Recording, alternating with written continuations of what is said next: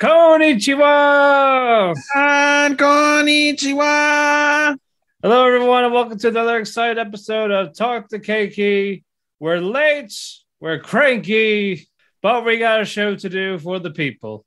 Yes. I'm Matt, your host, and to join me, of course, always my co-hi, Ethan. What's up? I'm talking to you guys on my new MacBook. Let's go, motherfuckers. Spent like $4,000 on that shit. Fucking 33. Yeah, bro. Goddamn near. Thank God for the Best Buy credit card. There you go. You'll pay that off very soon, I'm sure. Nah, maybe. I don't know. It's $100 a month, basically, because it's 36-month financing. So it's roughly $100 a month. If I do $100 a month, I'll pay it off in 33 months. All right. Well, you could also rob it back. I could be a Nick Gage, right? You could. It could be Nick Gage. All right. Speaking of Nick Gage, we're gonna see that motherfucker in January, aren't we, buddy? Oh, good. And I'll be sure to boo him. Really? You're gonna boo Nick Gage? Oh yeah, bro. You're gonna get fucking stabbed. I know. You will get stabbed. I will have to talk to your significant other and be like, "Hey, your husband's currently at fucking Mercy Hospital in fucking." Yeah, and I'll go, bitch, to a pussy no balls. Oh boy, goddamn. Anyway, we got a lot of fun. Our first show has ended for the season. Well, mine. Your first. So I'll be talking about that later. Yes, and just a brief note in regards to this week's episode, there was no 86 and there was no Paladin due to delays in production / other like shows basically that were being aired in Japan that were focused on. So we won't be doing reviews on those because there was nothing new to review. And even though we're doing this show, as Matt said, we're doing this late. So I have not seen Boruto and I have not seen what was the other one? I think it was just Boruto, right? You saw Ganbare? Yeah, I saw Ganbare. Okay, I was gonna say I Jesus Christ, you and your guy. Well, I think we got one more episode. Yeah, we have both of that, and then for me, I have one more of Tawawa. What's the other one I didn't see? Give me one moment. Un momentito, senor. Demon Slayer. But there's nothing new to report on Demon Slayer. Well, apparently it was just 5 extra minutes, but I don't care. Oh, was it 5 minutes? Apparently there was 5 extra minutes added to that episode. Okay. Well, I'm gonna watch it, and the reason why Demon Slayer is significant is because starting next week, guys, we will have new content for Demon Slayer, which means we can actually talk about it. Talk about Demon Slayer, and I mean, for what it's worth, we might as well mention the movie, the Mugen Train arc. I didn't mind it. This is my second watch through. I wasn't one of those guys that binged Mugen Train like 60 times, and now that they're doing a thing like I don't want to watch it. Like this is my second time, and it's not as good as the first. It's never as good as the first, but it still hits in its own way. And, I can appreciate everything about the show per se. So right. I didn't mind it as a whole. Just the principle of it, always going to knock it down. But just because the content is just so fucking epic, I would give this portion at least a 3 out of 5 as we head into the new episodes coming into next week. Agreed. Yep. But again, since we have stuff ending, we'll be adding that next week.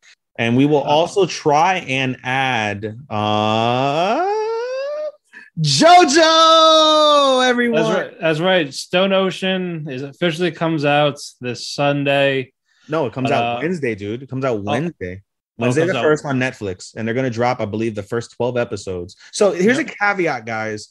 I am not caught up with the last season of JoJo. What is it? Golden Wind? Yeah. Golden Wind. I have not caught up with that. I'm on episode 28 of 39, so I have 12 more episodes to watch. I don't know when exactly I'll get a chance to watch them, considering how busy my life has been lately. Next week is gonna be tough too, because I'm gonna be busy the whole weekend, dude. Freaking Friday, I've got a what's it called? Friday, I'm gonna go see Sword Art Online, which we will review. Did you buy your tickets already, Matthew? I'm in the city Friday, so I won't be able to see it. Well, I mean, this weekend in general. Are you going to watch it this weekend? If there is another day I can watch it, yes. Okay, so we will try and go with Sword Art Online. I am going to definitely watch it Friday, so I'll have a full review if you guys want. Yes. In general. But, and then Saturday I'm going to a concert, and so I don't know when exactly, like I said, I'll be able to catch up. Hopefully soon. We'll see what we could do on that front. Yep, and we'll see if we got a court a little late in the week or just push it. Yes. We will see. But we will not be reviewing Stone Ocean until Ethan is caught up. Yes, and do you want Matthew? Do you want to do like one episode a week, or do you want to just binge the whole fucking thing and then give our let's see how much we can get in that week, and we'll find out when the next set comes out. Yeah, we can maybe do like Ragnarok, where like I was behind, but I saw a couple things, so we were able to talk a little bit about it. So again, if it's not that much, we'll probably talk like we'll talk about every 4 episodes. We might be able to extend that. Yeah, we could do that. So if we do it like that, we'll probably be okay. Word. Other than that, I don't have any more news and notes. Matthew, do you have any more? I do. Japan's yearly manga and light novel rankings have been revealed as of last week. And the winner for this year is Jujutsu Kaisen. Manga sales were over 30 million. Dude, freaking Jujutsu is going to sweep, in all sincerity. Between that and Attack on Titan, it's going to be really tough for anything to really beat that. Well, the top 5 for manga sales by series is Jujutsu Kaisen, then Demon Slayer, Tokyo Revengers, Attack on Titan, and My Hero Academia. Attack on Titan and Academia were 7 million. Tokyo Revengers 25 million. Yeah, Revengers blew up because of the anime. Yeah, Demon Slayer lost by 1,400,000. Yeah, because everybody was buying that last arc, right? But manga sales by volume, Demon Slayer won with their last volume by 3 million. It's crazy how people like, you know. Oh yeah, no. And what'd you call it? Buying. Light novel sales, Demon Slayer, and light novel sales by volume is Jujutsu Kaisen. But overall, number 1 is Jujutsu Kaisen. So congrats to them. They beat Demon Slayer, who won last year. Omedetou gozaimasu. So good shit on that one. I believe that is it for. I really get a lot of news. A light novel did get announced for anime adaptation spring 2022. This one I might watch. It's called Trapped in a Dating Sim. The world of Otome games is tough for mobs. It will come out for the spring season. I just remembered also. Did we talk about Spy Family being officially announced for We did. We did. Okay. I saw that. We're all like to like shove that down. We're gonna have We're definitely watching that. We're gonna have Spy Family. Yes, we will definitely watch it. More Than a Couple, Less Than Lovers manga has also got an anime adaptation. We don't know when that's going to east. Do you hear the dinging from my text? Yes. All right, I'm gonna have to. It's probably from Facebook. Kill that. No, I'm talking to a girl. She can wait. I'm going on a date Wednesday. Can I mute? I don't know. Can you? I should be able to hide alerts. There we go. Should be able to hide alerts. Anyway. Okay. Now I see the actual light novel list and all that. All right. Number 1 light novel is Chirimune. Chitose-kun is inside a ramen bottle. Some of these fucking titles, Jesus Christ. Well, they want people to just read the cover, see if it interests them, and then boom. Anada-kun puts a finger in his ass. Fucking volume 1. Yeah, well, that sells. The yaoi, it sells. Exactly. Speaking of yaoi, I get emails from Right Stuff Anime, and man, they market the fuck out of yaoi. Like, oh yeah, I know yaoi is like a very popular genre in manga and in anime, but with the amount of manga that's out there that's yaoi, like Boy's Life, it's pretty like wow. Like I feel like I see so many more yaoi than I would yuri, and I don't know. Oh yeah, no, I told you, it's a big thing. It's crazy, dude. Sometimes I'm gonna have a small admission. Every time I keep seeing promos about the new yaoi that's gonna come out in January, like a very small part of me is considering adding that to my watch list. I don't know why, but I feel like it's gonna be honestly, it looks wholesome. It's gonna be one of the popular ones for sure. Oh yeah. No, I think it'll be better than the Tricolor Window and I guess the romance sense. I guess I don't know. We'll see. All right. Best girl for light novel. Sheena from She Is the Neighbor Angel. I Am Spoilt by Her. And best book is Sasaki to Pichan. Best male character is Kiyotaka from Classroom Elite, I believe. Yep, Classroom Elite Elites. He's still up there and running. And best illustrator, Shinsaku Tomose from Classroom Elite. So congrats to you guys as well. Omedetou gozaimasu. Alrighty, we're gonna get to our separate stuff first, since I had the most this time around. I will go first. All right, Visual Prison. This one seemed like filler. Basically, vacation spot for Oz, Lost Eden, and Eclipse. As what you call Oz was recording. I thought they took a little break at this resort where they all record. One of the band members, Eve, gets possessed by the Princess of the Vampires, and it just turned into a game of hide and seek because she wants to be entertained. She has a conversation with Angie, and that's about it. I guess the confidence is music and Visual Prison. The song is nice from the Princess too, while taking over Eve's body. That's really all I gotta say about that one. Again, it's just really nothing special for that episode. So again, it happens. We gotta do Tricorder Window. This one was great. We picked up right where we left off with Mikado's father seeing Erica, the bodyguard, and Erica's mother. What the fuck you guys doing? That type of thing. And he's like talking about how he wants to hurt him, and he gets tased by Erica's mom. Gets knocked the fuck out. And so because of this, she tells Erica and Takaki How come there are not more tasers in anime? But yeah, Erica and her bodyguard leave. After the mother telling her to, like, I'll take care of him, type of thing. You guys go on your merry way. So she goes to her hideout, and she talks about how they have to take this guy down to take down Sensei, or Mikado's father. And then Mikado and Hiwakawa, they have a bit of an argument.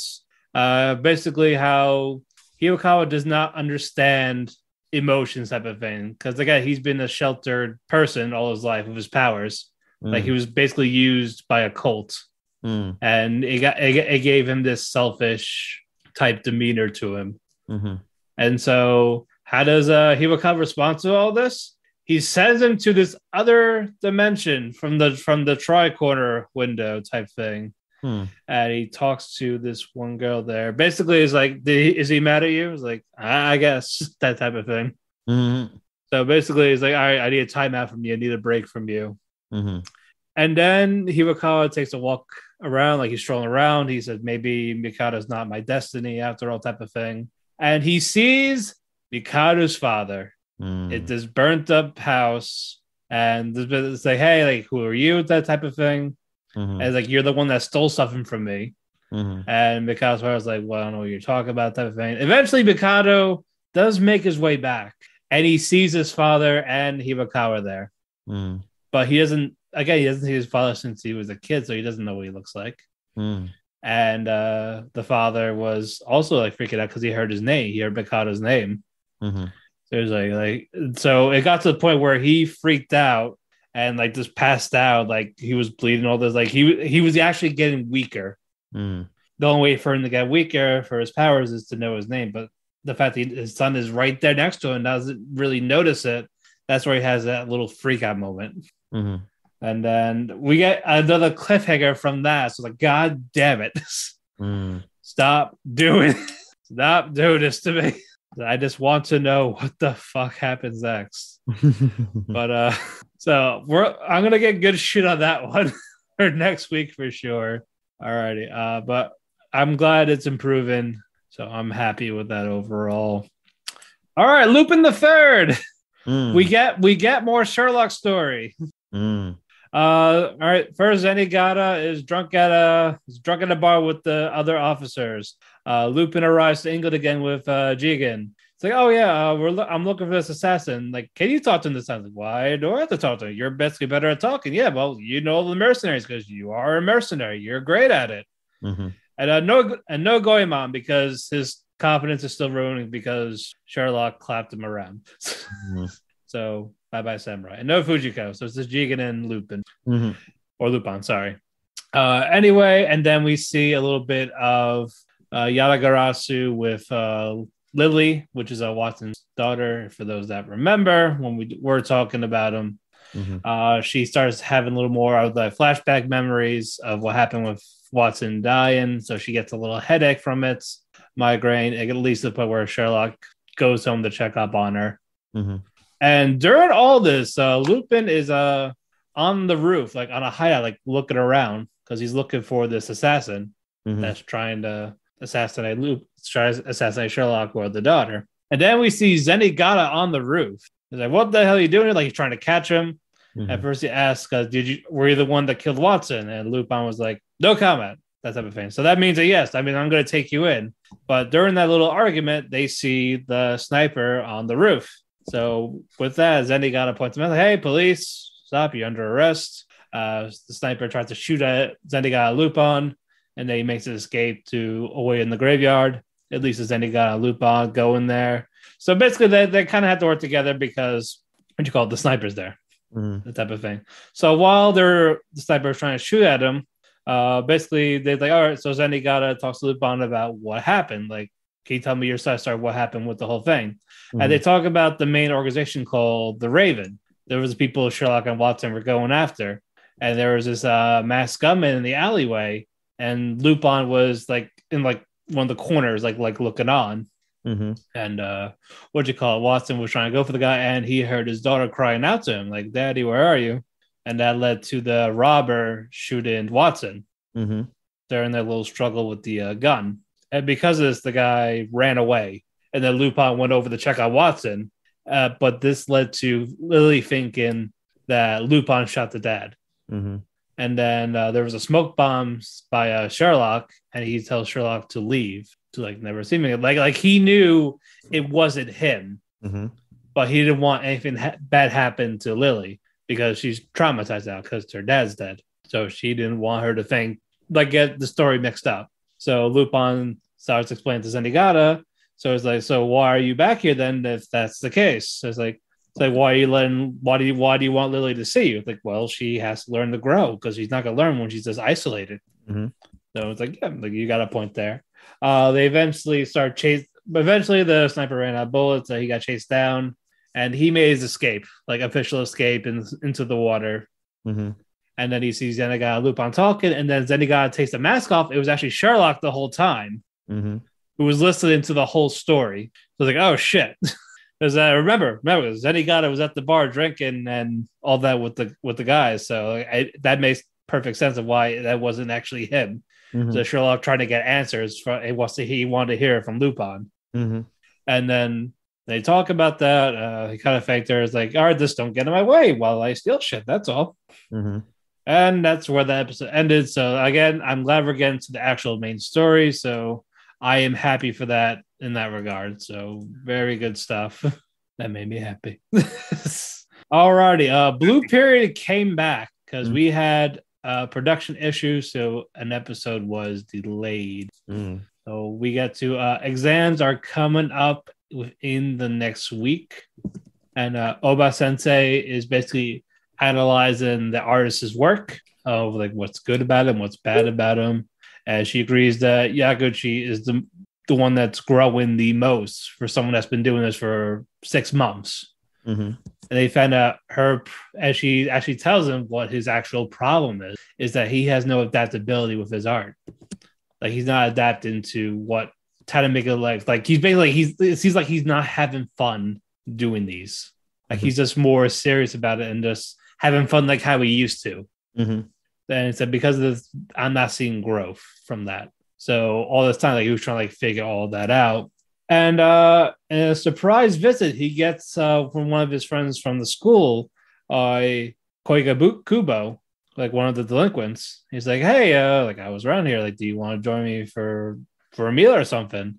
And then he starts talking. He's like, yeah. Like first he said no, and then it's like, "All right, yeah, I'll join you," that type of thing. And then he's talking about like the stress of the art school type of thing. And his friend actually opens up to what he really wanted to do because all his friends talk about their careers after school. And he said first it was like going to do business to his friends. And then he actually opens up to Yaguchi saying, "I want to be a baker." Like this big guy that you expect nothing from him wants to go to like this bakery type school. And he said he got inspired by Yaguchi from how you pursued art and how they would listen to him talking about it and the work he's put into it. So that was a really sweet moment. That's how he got inspired by his friend like that. And they actually opened up to talk about it. But this, in a way, it helped Yaguchi kind of remember, like, again, like it was originally to have fun with it. That he knows to have that part about him when he started. And so we basically got that and then the exams comes and then he just starts drawing and then you see Ryuji, the trap one, in the exam, because we haven't heard from him in a while ever since he got dumped and we find out he was actually a guy. So it was nice to actually see him come back, but he didn't have any lines on me. He was just in the exam room and just crosses a big X on the canvas and just walks out. So we don't know what happened or why. But again, this is a very nice episode. I liked it for what it was. I like the talk with Yagachi and his friend, and Yagachi has hives from the drawing apparently. Their bodies do break down during this. Actually, in the last episode, one of them collapsed from like the stress, not eating, not sleeping, none of that. So these happen to artists. These really do. A lot of work is put into this. Yeah, that's why you see freaking so and so is on a health hiatus for 2 weeks or something because they're freaking dying at their computers and shit. Right. Also, it's a happy 3-year anniversary to Hunter x Hunter for their hiatus. That's not a happy anniversary. I'm kidding. That's not a fucking anniversary. How dare you? How dare you? I couldn't resist. God damn it! Boo this man. Boo him. Go to Talk the Keki Instagram and say Matthew is a fucking fool. They'll Twitter. They'll love me still. They'll still love me. What the fuck are you talking about? Turn the heat up on this motherfucker here. This motherfucker still hates Akira. Yeah, right. Throw you under the bus. That will work. Oh man. Hold on. I'm gonna go to Ranking of Kings. The Deaf King's brother talks to Kage and Boji about his training. It's like I accept the payment, that type of thing. First, Kage gives just a small amount of money that he robs. Oh, it was a very nice collection, but that's not enough. Sorry. Yeah, so Kage pulls out the big guns from Boji's family's treasure. He's like, okay, well, I will take you in. I'll train you. You can live here. You can sleep here until then. Make yourself at home. You just got to do chores in the morning. And after that, we just train you. So basically, Kage's going to handle the chores mostly. But first, the brother, he takes Boji's hands. He basically like a mind read type thing. Like he's trying to get a feel of his energy, what's his growth potential, basically. And you find out he just has no strength whatsoever. He can't lift anything. That's why he only carries that wooden sword. And he really can't carry a lot of weapons or anything. Not even half a bucket of water. So he feels like it's a lost cause. And he tells him to go home type of thing. But it's you know what? But I'm going to help you. Because again, you paid me. But I'm going to do my damn best to train you and to actually give you something. So good. That's actually going to happen. And then Boji cooks terribly. What does he cook? Fucking he just puts a bunch of shit in a pot and stirs it around. I mean, and it's it comes out like this glowing purple. Oh, so it's Shion's cooking. Yes, essentially. He cooks like Shion before her blessing. Yeah, but at least they were nice enough to eat it, and they hate it.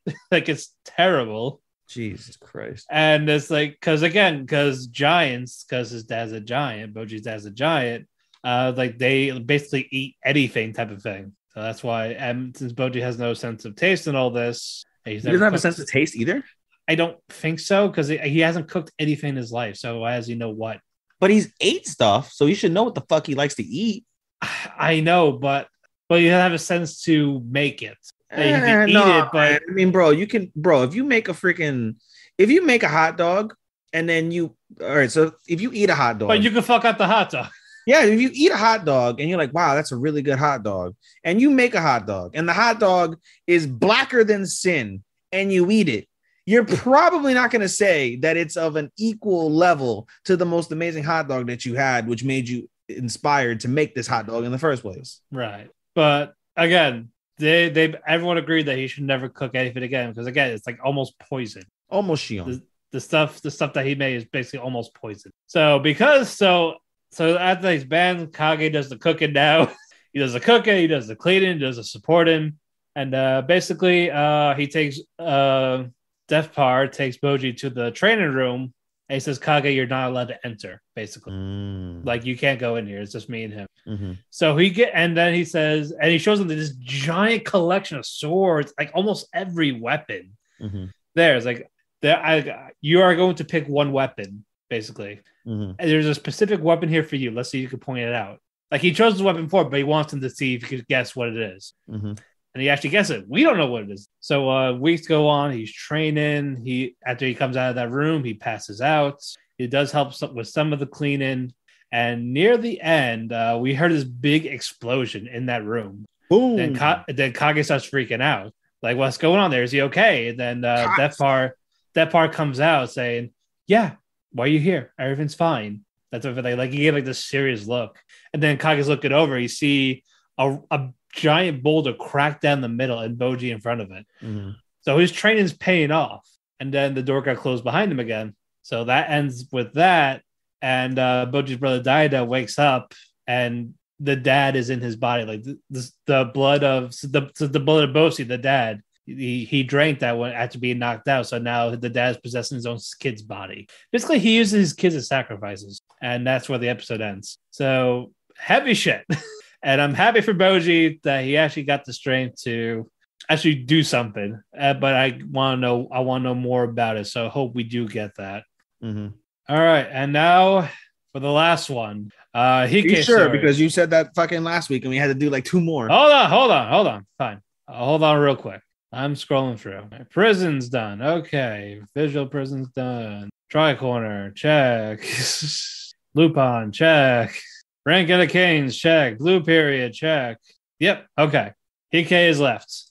We had the final episode with the Heike family and the Genji family having this final battle in the sea.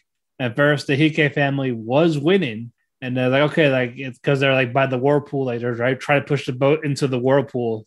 Like these 1,000 soldiers are actually trying to beat these 3,000, like beat the odds. They find out like all these dolphins are swimming. It's like wherever wind direction they go to, that's where the outcome's going to be. Like who's going to win, and that it's favoring the Genji. So this throws the Heike family off guard. And because of this, they lost their focus, and now they're being pushed into the water. They're the ones being shot at. So they're losing. It's a lost cause. And so they're saying they had to either give up the emperor or give them the treasures. And then someone for the Heike family, not the mother of the emperor, someone close to them, she says, I'm not taking, like, they ain't taking shit. So she grabs the emperor and they jump in the water and drown. So like said, she ain't like they ain't being held captive. So basically over my dead body. And then the Heike generals and all this start saying, if you value the Heike family, you'll do the same. So all the emperors, all the main ones, all the people that Biwa grew with, Shigemori's kids, and then the actual people, Toko, the mother of the emperor, she drowns too. They all drown. So that seems like the end of like Akame got killed. Have you seen Akame got killed? I did, yeah. Yeah, it's really good. It's underrated. Yeah, and it sounds like it. But Biwa actually pulls up Toko before she could officially drown. So she lives while everyone else is dying, and she's basically saying like yeah, like your story's done here, but it doesn't have to end here, type of thing. Like you're the one that could tell their story. That's the title, the Heike story. And Biwa said she was going to do the same thing with her music. So it led to the Genji family winning. The Heike Empire is no more. And then we get to a little after the future. One of the emperors from the Genji sees a Toko. It's like, hey, like how you doing, type of thing. And then it's like, oh, it's like he didn't want all of this, like them dying. Like he just wanted the treasures. Which, you know what, it's fair. You want the treasures. So she's like, and then she was like, how can you live like this? Easy, bitch. As bells toll every hour, each time we tell it, the tale begins anew. Basically, that's what she was trying to tell her, type of thing. Like the story's just living on. That's why she's alive. And you see like these 5 different color strains, which is like the same amount for the biwa instrument. So I thought all that was like that played out well together. I think this was the best way to end the series. Because like the last 2 episodes were probably my favorite episodes for the series. So because of that, that bumped up. I gave it 8 out of 10. If you're into the historical types, because again, this is based off a regular book, just with a little bit of magic powers from Biwa with the visions of the future and all that shit. So I loved it for that. So I was very happy with that outcome. And I'm glad I watched. All right, that is it for me. It is your turn, sir. All right. I always make a joke and say, like, let's go to commercial. But No, we'll do it after yours. Yeah, we'll do it after mine. All right. So as I mentioned at the beginning of the episode, I won't be reviewing Boruto because I am not caught up on Boruto yet. I saw Denki looks like the Terminator, so that's pretty funny to me. But that's all I know. 86 can't review because there was no episode this week, so we'll skip that one as well. So I have only let me see, Ichi, ni, san, yon. I only have 4. Easy enough for me. Okay, so we'll start with Tawawa on Monday. Another funny episode. Basically, Ai-chan basically is short and she's having issues racing the board, and her best friend, I forget who her name is, but her best friend comes over and says, you need some help, and basically pushes against her. And so she's not flat, but she's not nearly as big as Ai-chan in the Oppai department. And so when she basically hits the Ai's back, it snaps her bra and they have to go bra shopping. So they go bra shopping. We find out Ai-chan grew bigger titties and has to pay more money for her bra.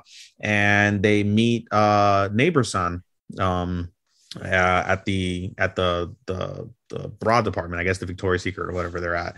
And she's like, oh, what are you doing here? And she's like, oh, just picking up some things. And she shows them some lingerie, and they just start talking about weddings and stuff like that. And they're like, oh, she's like, oh, your tits are going to be a problem when you get married, because like your tits are going to ruin like your lines, your figure lines. And I guess if you're one of those people that like is into like, not into, I should say, but is like super critical about like body shaming, they basically kind of shamed her in a way for having big tits. But in any case, that's basically the gist of the story for what it's worth. Right. There's only one more episode of that to go. I don't know how they're gonna keep on going with this. I'd imagine it would be some sort of thing with Onisan and Ai-chan, which is still odd considering, but it is what it is. So I don't know. Moving on. We'll move on to Banished Hero. Banished Hero it's still good, I would say. The opening sequence of Banished Hero was nuts. The opening sequence basically, Rit and Red finally get their double bed. They've been sleeping in single beds this whole time, but now that they're an official couple, they decide like, oh, let's get a one bed. And so they get one big bed, and they, the moonlight shines upon them, and Rit is like, oh, come to bed. And so he's like, okay. So he comes to bed, and Rit starts unbuttoning Red's shirt and like snuggles on his chest, and then they start making out, like really making out. And then Red stops and starts unbuttoning Rit's shirt, and her oppai begin to fall out. And like just you hear like the heavy, you see the heavy breathing, like when you see like the breath. Right. And then they hear a sound, and it's Al, who they're fostering right now, basically, because of the incident with his family. Al gets up to get some water and kills their mood. And so Red's like, maybe we shouldn't do anything while Al's in the house. And Rit's like, yeah, that's fine. I just wanted to, to cuddle anyway, but I got caught up in my emotions. And so they go to bed, and all's well that ends well. So that was cool. The episode basically, though, it follows the unraveling of like the crime thing with the drug. Basically, we find out, I believe his Big Head, I believe is the name. I don't recall now. Bighorn, something like that. Either way, we find out that he is responsible for giving the drug to Atomy, and he's also been hiding Atomy. And so basically he's trying to twist the public's view of the guard and of Atomy. And so they abduct Al while Rit is fighting some people, fighting, I guess, part of his like clan or whatever. So they abduct Al. You can immediately tell that Red is part of this mob that abducts Al, but they play it off. And so the plan slowly gets revealed, and then what they do is they give Al a weapon, and they say, well, you should kill Atomy because he tried to kill your family. And Al's like, no, I don't want to do that. Atomy's my friend. And basically they try to stoke his blessing by giving him a sword and just trying to stoke him up. But Al fights the urge to kill the family and was like, no. And instead he releases Atomy from there. And so they try to flip it, and they try to basically stoke Atomy's blessing. And at this point he's got a double blessing because of the fact that he took the drug. Basically you get the devil's blessing. The devil's blessing just basically makes you a fucking crazy murderer. But in particular his blessing, it basically tries to, sorry, I'm trying to get adjusted. I'm doing this episode from my bed, guys, for the first time. Yep. So this is super fabulous. Don't mind me. If you hear some extra sounds, I apologize. Anyway, basically it comes as, my cat's bothering me. Anyway, they basically give him an axe, and it stokes his double blessing, because he's got like the ball brawler blessing, which makes him want to fight, and then he's got that devil's blessing. But again, they fight and he breaks out of the spell. At this point, Red basically blows his cover to save both of them, and they move on and leave, whatever they leave these guys. They meet up with one of the shady characters who comes into play later. I forget his name, but they meet up with one of the shady characters, and they basically escort Al and Atomy to safety. And from there, Red faces Albert, who is part of that mob. And so he basically tries to talk to them, and we also find out basically that Bighorn, or whoever it is, Big Head, Bighorn, is actually a demon, and he basically possessed Bighorn because Bighorn said, I want to be the king of Zoltan, and he sold his soul basically to this devil, and so he's possessed, and now this guy is basically a shell. And we find out that Al also signed a deal to be to join the heroes party and be the king of Zoltan himself. And he basically tries to convince Red, join me. You can have everything. He doesn't realize, though, that Red was already part of the heroes party and is actually related to the actual hero, Rudy. He doesn't realize this yet. And so he tries to convince Red. Red is like, nah, I'm good, bro. And he attacks Red, and Red basically sidesteps his attack, chops off his arm, and easily defeats him. They reattach his arm back, but he gets arrested, him and Bighorn. And the episode ends. It ends in two different ways. Basically, the major part of this is that we see the shady character who escorted Al and Atomy. He's actually some sort of shady priestess who's trying to get rid of the devils. The devil recognizes who he is and basically gives up the body so he can be himself, and so he can flee. So he flees prison, and he breaks Albert out, and they say, together we're gonna go see we're gonna go to the heroes party, and we're gonna go see Rudy. And the episode ends with Rudy basically holding them up at knife point, or at sword point, basically, as they're just standing there making their next moves. Meanwhile, the episode really ends with Red and Rudy, and they're in their hot tub naked. Nice. Naked. Yeah, naked. And so they're taking a bath together, and all of a sudden Rit swims over to Red and sits on his lap, again naked, and they begin to flirt a little bit. And basically Red basically confesses his love to Rit. Gives her a whole beautiful spiel, I love you so much. If you think you know how much I love you, multiply that times 100, and it's still not enough to explain how much I love you. You mean the world to me, and I would never leave you because you're all I ever need in life. It's a beautiful confession. And Rit is just super fucking red. She is super red at this point, embarrassed, and she collapses in the sauna, the hot tub in embarrassment. So right. Needless to say, you could use your imagination. They probably fucked. We don't know. They definitely did. But after that, oh yeah, fucking he railed the fuck out of that pussy.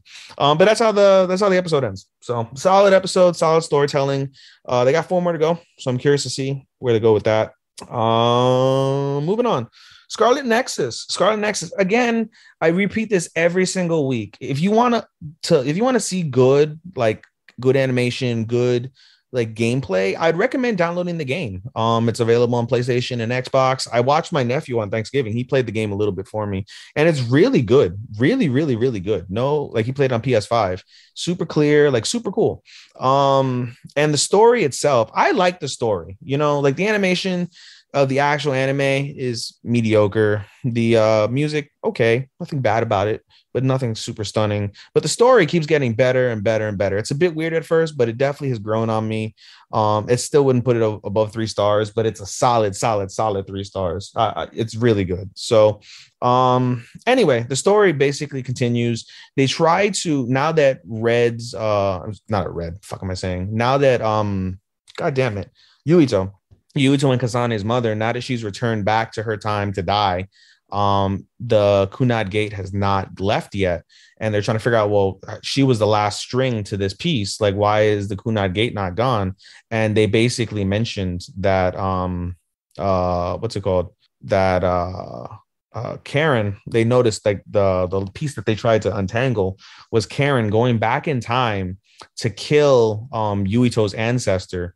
And basically, there's a rumor that Kagero tells them that says like that there was a point where that supposedly like he was in a battle with another and he became super disfigured and he had to wear a mask. And from the time he started wearing the mask, he became a completely different person. So going back in time, they realized that more than likely that wasn't Yuito's ancestor, that was Karen. And so they realized from Kaito, Yuito's brother, that he had mentioned that, oh, like his ancestor yet lives. He's in cold sleep in the tomb below the the ministry fucking headquarters or whatever.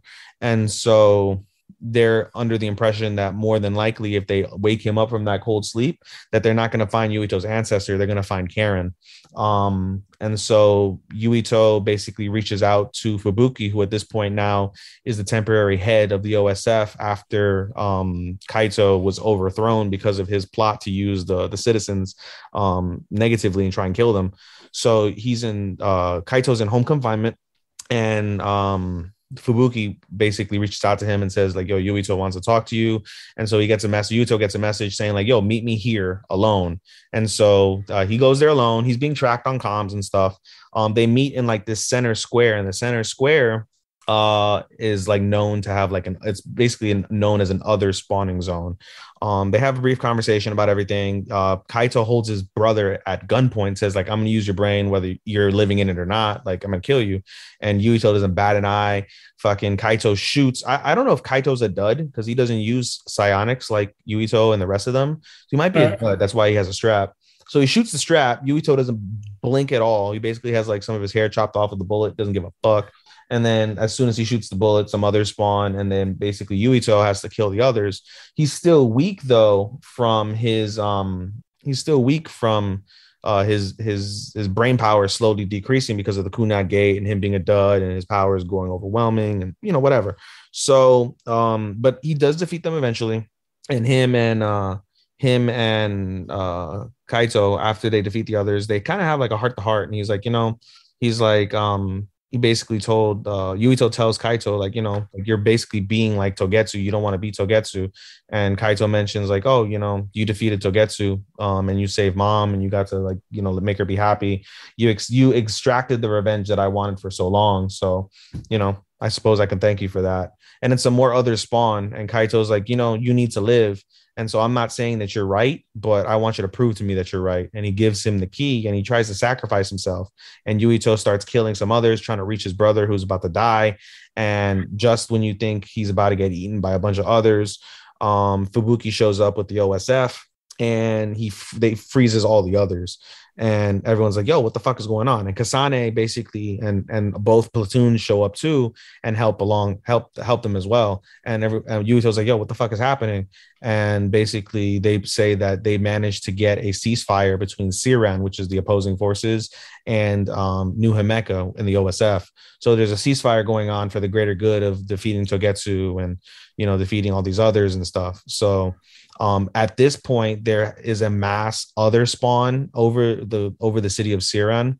And so they basically all convene to try and combat all these others and save like the city.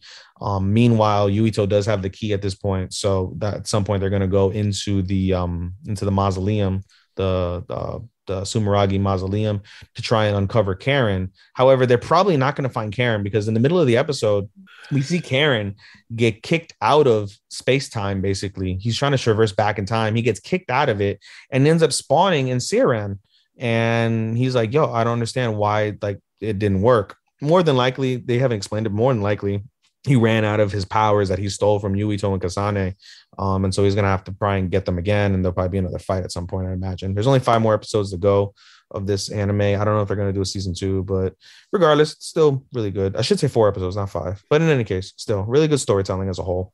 And then finally, Otome Fairy Tale. I'm telling you, Matthew, I really, really hate that you're not watching this because this is my romance of the season.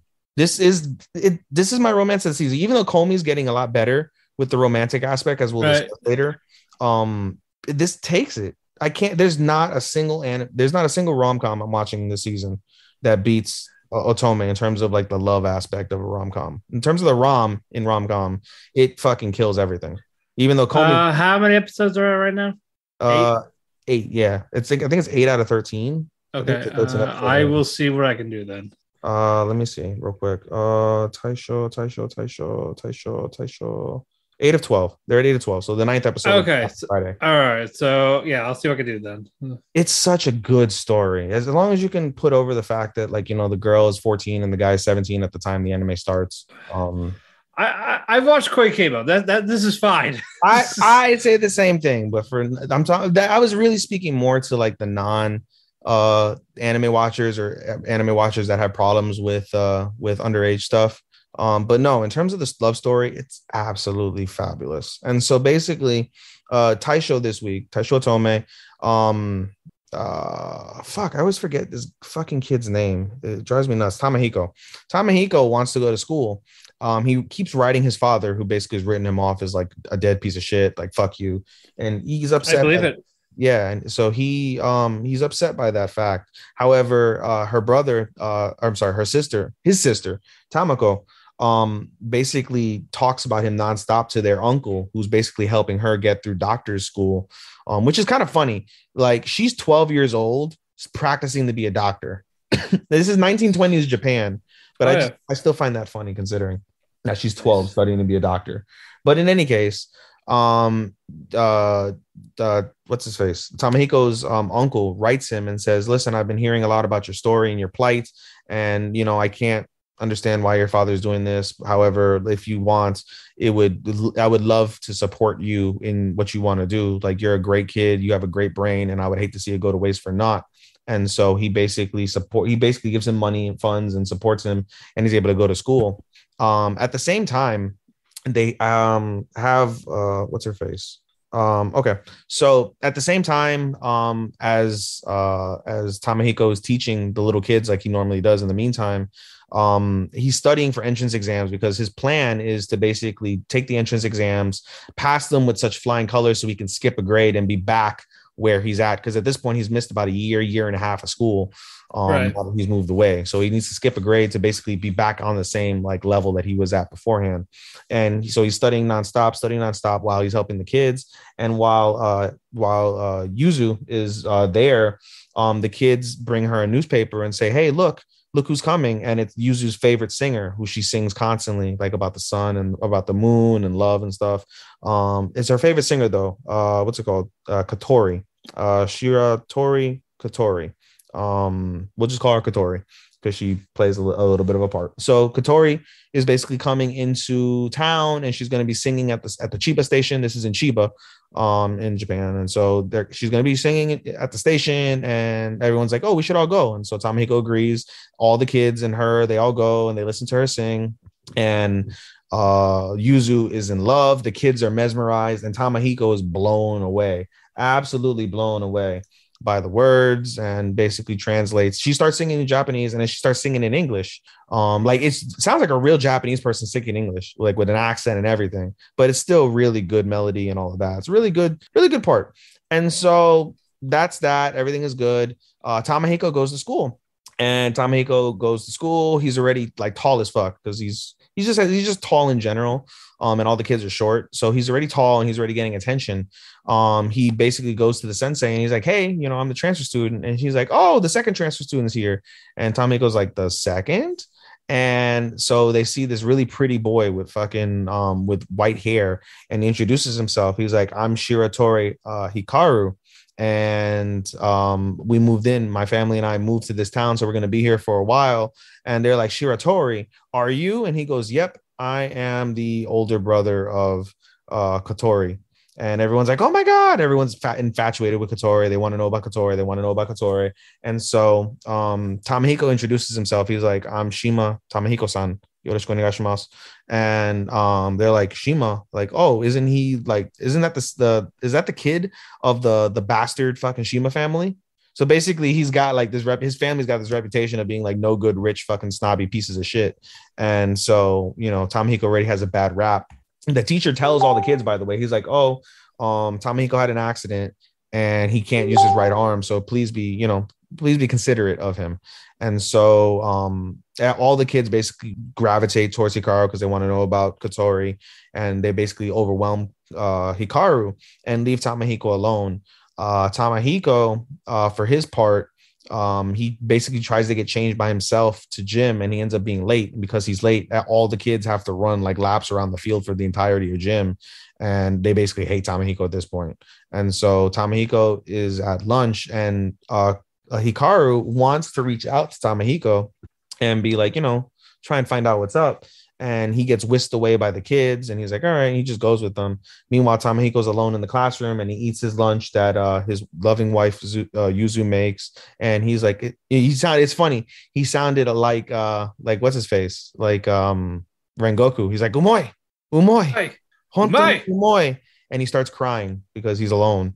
And meanwhile, Hikaru basically is behind the door, like listening to him and seeing him cry by himself because he's alone and depressed.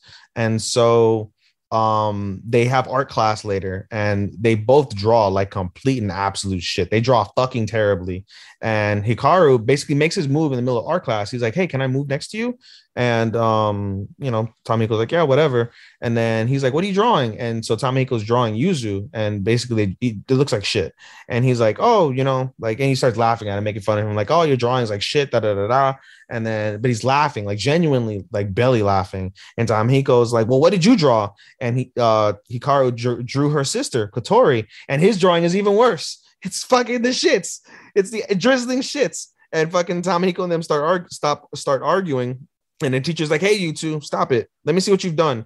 And he goes over to their desks and he sees their drawing. And he's like, "What is a chicken scratch? I want you to be fucking serious. This is crap."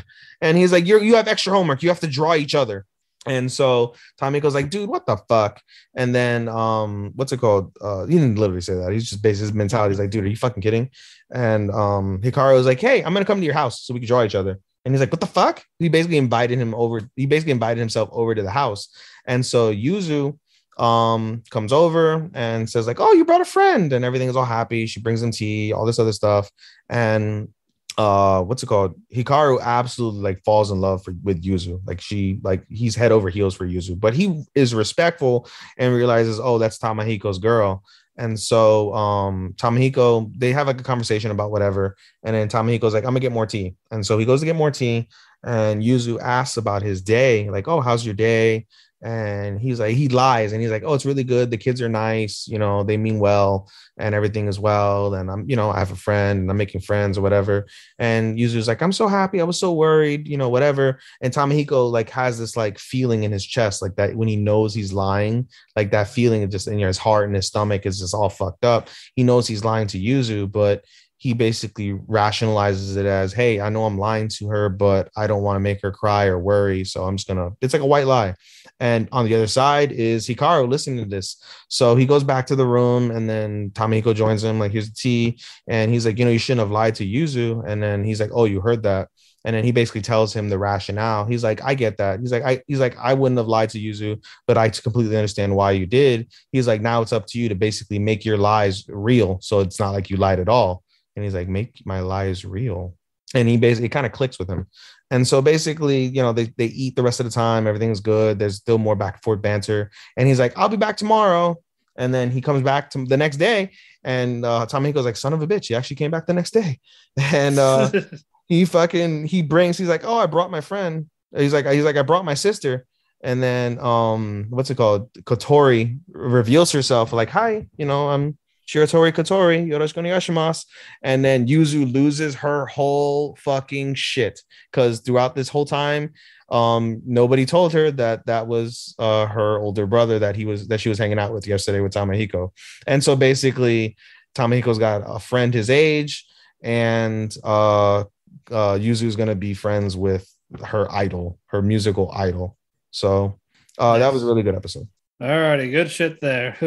We are going to take one commercial break, and then we're going to wrap up with our stuff we are watching together. We're not wrapping up with plug stuff. Before we go to commercial, actually, one more thing. I meant to lead with this, and I forgot. There was one piece of news that we didn't mention. December 18th, as we're recording, it's now November 29th. December the 18th, it was announced that Bleach is going to do a reveal. It's going to have its first reveal of a piece of the anime for the Thousand Blood arc. So good shit there. Anyway. All righty. We are going to, as always, start off with Aquatope, our only summer seasonal. Yes. This was good. This was actually nice. It was a good episode. Yeah, it was a good follow-up. Agreed. Basically, we find out where Kukuru is. She's walking around, not going to work. Yeah, playing hooky, needs to recollect herself. And then, Fuka starts trying to message her and all that. Like, are you okay? That type of thing. And it led to, I'm fine. Just, I need to recollect myself type of thing. So I'm not going to come in for a while.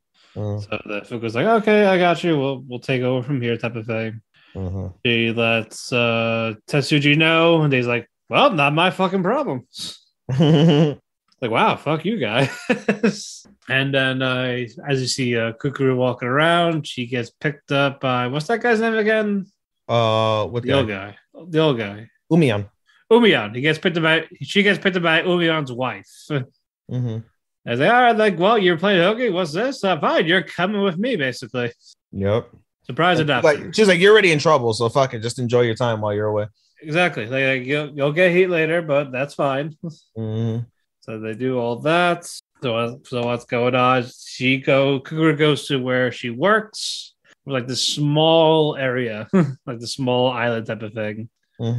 And she worked this very small aquarium too, which is something Kukuru actually very small is an understatement, dude. It's a fucking room, like a small building. Yeah, it's basically a small building, and it's a one giant room with fish in a tank. That's it. Yeah, and this is something that Kukuru actually likes. Yeah, she appreciates simplicity, and it reminds her of home. Yeah, and like she fit more there, a big area. Yeah, and you find out that she was basically beating herself up for the fact that she wasn't there where Gamma got demolished. She felt like she should have been there. But it's more like started over from where she used to be. I think that's what we got out of that. And I think that was nice. It was like more like going back to your roots type of thing. Like start small to go, you work your way out type ordeal. But she took on a lot way too. She took on a lot way too fast. Yeah, I mean, like I said before, and like a couple weeks ago, when she was like going through her like depressive stage, like when it really boils down to it, like she's a 19-year-old girl that hasn't even experienced college. She's fresh out of high school, a year in.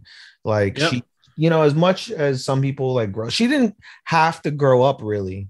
She grew up with her grandparents who like took care of her, and she had a big girl job because of the circumstances. But it doesn't necessarily mean just because you have a big girl job means you have big girl responsibilities or you have big girl understanding of what that job or function in your life currently entails. And so she didn't really have that opportunity to really have to step up and grow. And now that she's having to step up and grow, she's wilting under the pressure because she's okay. She's normal. She's a 19-year-old girl. Very few 19-year-olds have their shit together to that standard, where she's basically working fucking for a major corporation in a major role in a marketing department, basically being asked by the assistant director to take on all these things which she has zero experience in, with no senpai to guide her. When you think about it, she has no senpai to guide her, dude. Yeah. It's pretty, it's challenging, and it's exceptional that she's done this well, but at the same time, it's completely understandable to understand why she's fucking up and why she's feeling the pressures that she's feeling. Right, but this was definitely needed. She ain't. You don't think she's getting fired, right? I don't see her getting fired. I don't know. I truthfully, I don't. Either she'll either get fired or she'll quit to go work at the smaller aquarium, or I don't know. Or she just leaves to go to college to, do like marine biology and shit. She goes abroad and we never see her again. Oh, stop it. No, we have to pay off with Kaikun. Kaikun has to confess. Anyway. Something that really caught my eye as well. I want to know what happened to the dolphin, because the dolphin, and when the episode begins with the dolphin being depressed, he's still eating, but he's not nearly as energetic. He's not jumping for joy. He's not happy. He's just swimming around. Yeah. One of the kids mentions, like, why don't you just take it in? And Fuka's like, it's a really good idea. And then Oji-chan is still there and was like, hey, he's still got a family. He's missing his family. Like, how would you like it if you were taken from your family? Yeah.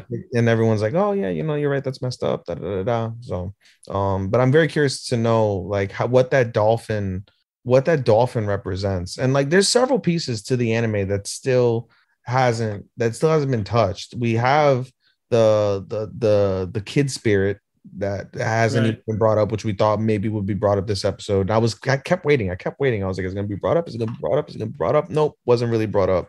And then, if you look at the opening, the opening has a bunch of like different fish, and the pack is a whale, and there hasn't really been anything of note regarding a whale. So hell, there hasn't been anything with that god thing. Yeah, but it's another thing. So it's like, there's still aspects of the intro that pique interest that haven't been touched. But we digress. There's still more to talk about with the Akuto. But we'll get there. I think we have about 3 episodes left. Yeah. Wait, are you done with the review? Oh, dude, did I miss it? Did you not like talk about the sea turtles and the fucking? I talked about the old aquarium. Oh, dude, there was more to it. Dude, you got to talk. Fine. Bro, you got to talk about the sea turtles. You got to talk about the fucking penguin getting jacked the fuck up. You have to talk about the penguin getting jacked the fuck up, dude. Come on. Peter, don't listen to this. Yo, that penguin got fucked up. That penguin got clapped. I'm sorry. Yo, I'll fucking break it down. So basically, Fuka. Yeah, Fuka is basically she's wondering about Kukuru, worried about Kukuru, and she's like, I'm gonna give Kukuru space, because everyone was texting her and they finally got a hold of her and like, I'm not dead, I'm not being raped, like I'm good, like I'm just I'm going through some shit, I need time. And that's where Matt mentioned she tries to reach out to the assistant director. Assistant director is like, I don't care, not my problem, she should be here. So that makes Fuka mad, but Fuka basically tries to like figure out stuff on her own, trying to figure out what she's gonna do, and she's kind of daydreaming about what it is. She's like, I want to give her space, but I don't know. And in the meantime, one of the penguins, he's a curious little cat. He likes to poke his head in places that he probably shouldn't poke his head. So he's just poking around, and he basically poked his head inside of one of the nests. And one of the penguins like, fuck you doing in my house, bro? And the penguin's like, nani? And fucking penguin got jacked the fuck up, bro. He got fucking beaked. That nigga got beat, son. Busted, like almost lost an eye. He almost lost the fucking eye. That motherfucker got beaked, bleeding everywhere. Everyone's like, oh my God. It was like a whole ass fight, and that nigga got beaked, son. And what you call it? The veterinarian's like, oh, this happens all the time. Don't worry, penguins do this. Yeah, just don't let him out for a few days, and then when you do, just watch him a little more carefully. And then Fuka was like, say it's all my fault. It's like, no, it's not. Shut the fuck up. Yeah, and Fuka had to write an incident report and shit. And she had you kind of have to do that. Yeah, she had to write an incident report. She claimed responsibility for basically not watching the penguins adequately. Yeah. But basically, throughout this episode, the Umiyan's wife, I forget her name, but Umiyan's wife's job is she studies sea turtles across Japan on different islands and stuff. And Umiyan, between his job and his wife with her job, they don't really see each other often. They talk often, but they don't see each other often. And so what's it called? Goddamn it, Kukuru gets roped into helping her, as Matt mentioned. And part of that is there's sea turtles, that are going to hatch on the beach. And, they do all the stuff and like, oh, the sea turtle's going to hatch. And Umiyan mentions to Fuka that, like, hey, like, we figured out where Kukuru is. And Fuka's like, where? And she's like, oh, she's with my wife. They're on the other side of the island. She's helping her, with the animals, blah, blah, blah, blah, blah. And so Fuka makes a mad dash to where she's at, finds out from Umiyan, makes a mad dash to see Kukuru.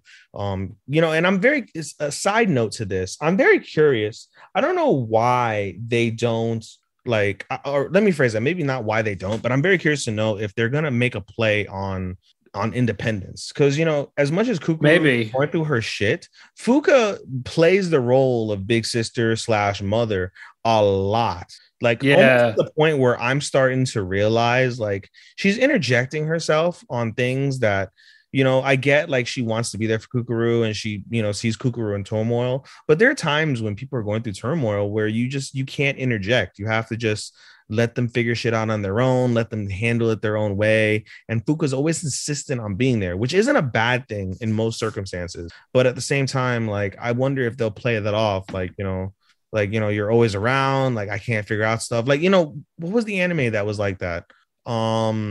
Where a person can grow because of them, like, mother them. Yeah, remake.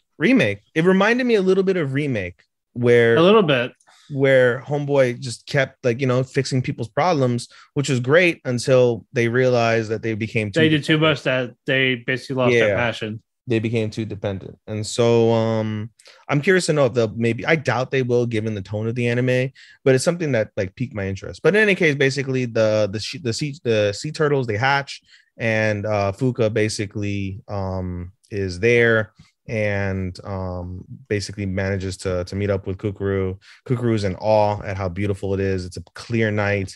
The sea turtles are, making their way out to sea, and she's like, it's amazing. And Fuka's like, it is, isn't it? And Kukuru's like, holy shit, you're there.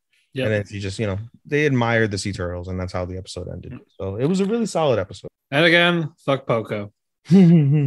Mind your fucking business. Yeah, right. Alrighty. Gambari Doki-chan. They're at a wedding. And what an episode. And Kohai-chan is being an annoying bitch like usual. She got fucking shit-faced. Yep. While Doki-chan caught the bouquet. Yes. And so she gives the bouquet to a crying little girl, which I don't know why, but she gave the bouquet to a crying little girl and just asked for a flower petal. And so she, gets the flower petal. Doki-chan is drinking herself. She's not shit-faced, but she's drinking. And so she drops her flower petal. She ends up getting cornered by two guys, like, saying, you want to go for a drink? She's like, no, I'm gonna leave it a coworker. And they're being insistent. Typical fucking Japanese men. Yeah, well, you forgot though. Basically, Kohai-chan was trying to get with Doki-kun.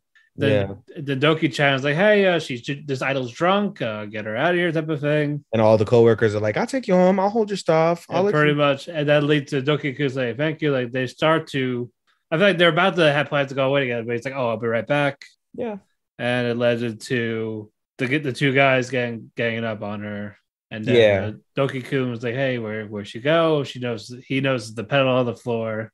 And that's how the episode ends. Yep. And where was Senpai saying this? Why was she there? Like, hey, you guys, what the fuck you doing? Are you talking about Doki-kun Senpai? Just Senpai-san. The actual, like, mature one, not Kohai-chan. She wasn't invited because this is, I guess, maybe co-worker's wedding or something. They're I guess. Oh well, fuck the boss, I guess. Yeah. No, well, they're unrelated. Senpai-san Senpai-san works for a different company that Doki-kun and Doki-chan went to. Well, apparently still fuck her. I mean, he's trying to. He might have. I mean, maybe one time, but he doesn't like older women, apparently. He likes fucking short, small, younger women. Exactly. He likes priorities. Fucking priorities. Lolis. No, he doesn't like this. That's it. But good shit. We got one episode left of that. So, of course, since it's a slice of life type of thing, there's going to be a happy ending. Yeah, it's a 3. That and Tawawa are 3s, like low-end 3s for me. Like, okay. Yeah, I wouldn't again. I was interested in the ecchi, but there was like hardly any ecchi. Well, then watch Tawawa because you'll get plenty of that. I don't Plenty care. of it. Plenty of old Yeah, pie. but I'm not watching 2 seasons of that. Don't, dude. Their episodes are only like 5 to like 7 minutes. Well, I got the fairy tale thing first. Yes, please watch that.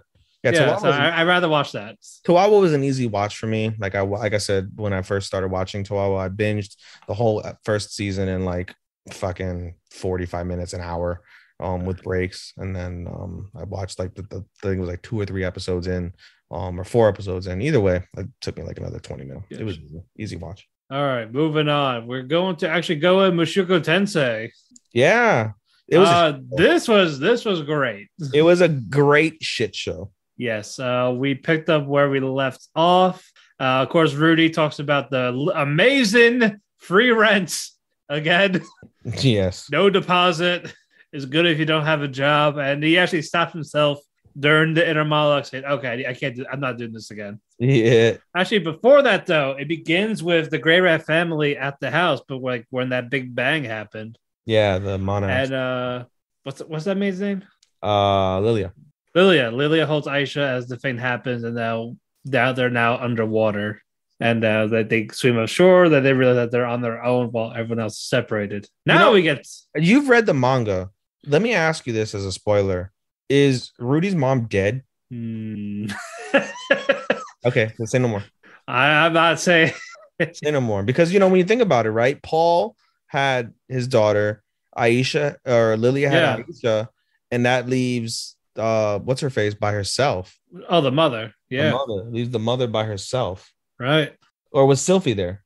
Sylphie was not there. Sylphie was not there at that time. So no. Yeah, leaves the mother by herself. All right, say no more. Yeah, like we'll eventually see stuff. It's just a matter of I hope we see what you told me about. We're not getting that. We are not. Again, it's not canon, apparently. So it's not canon, but it was written. It was canon for a second. Oh my god! For a second. Boo. And then it wasn't. Boo! Double standards. Boo! I know. I want my double standards. God damn it! Alrighty. Moving on. Okay, moving on. Rudy's still trying to figure it out. I was like, oh well, I'm sure Eris and Rudyard will save me eventually. So I just need to wait. Yeah, like, please save me. I'll wait it out. And then we see the prince's brother. Yes. It's like, I found this figurine in your thing. What is this? Is you? Do you know? Like, I happen to find it in the demon consonants. Oh, really? Do you know who it was? No, I don't. I just said, well, because I'm talking about this. It was Roxy's. It pulls out Roxy's figure. And he's like admiring the detail. We found our very first weeb in this fucking place. He is a super weeb. So it was like I want to admire this guy. I examined every detail of this amazing masterpiece of the figurine. And apparently, I didn't know that you could take the figurine's clothes off and you see a naked Roxy. I thought it was another one. I thought it was a different. No, that was the same figurine. Oh, because it was posed differently. I don't think it had the staff. It didn't have the staff, but remember he's like, oh, it has 3 arms or something, so you can basically. No, it was like there was this, like, where's the black dot? I removed it. Do you know why it was? Do you know why I put that there? You son of a bitch! Yeah, baby, fucking. It was hinted as the nipple. Use a third nipple. It was so fucking. It was such a fucking shit show. It only got worse. But basically, Rudy was a fucking baka and outed himself as the fucking creator.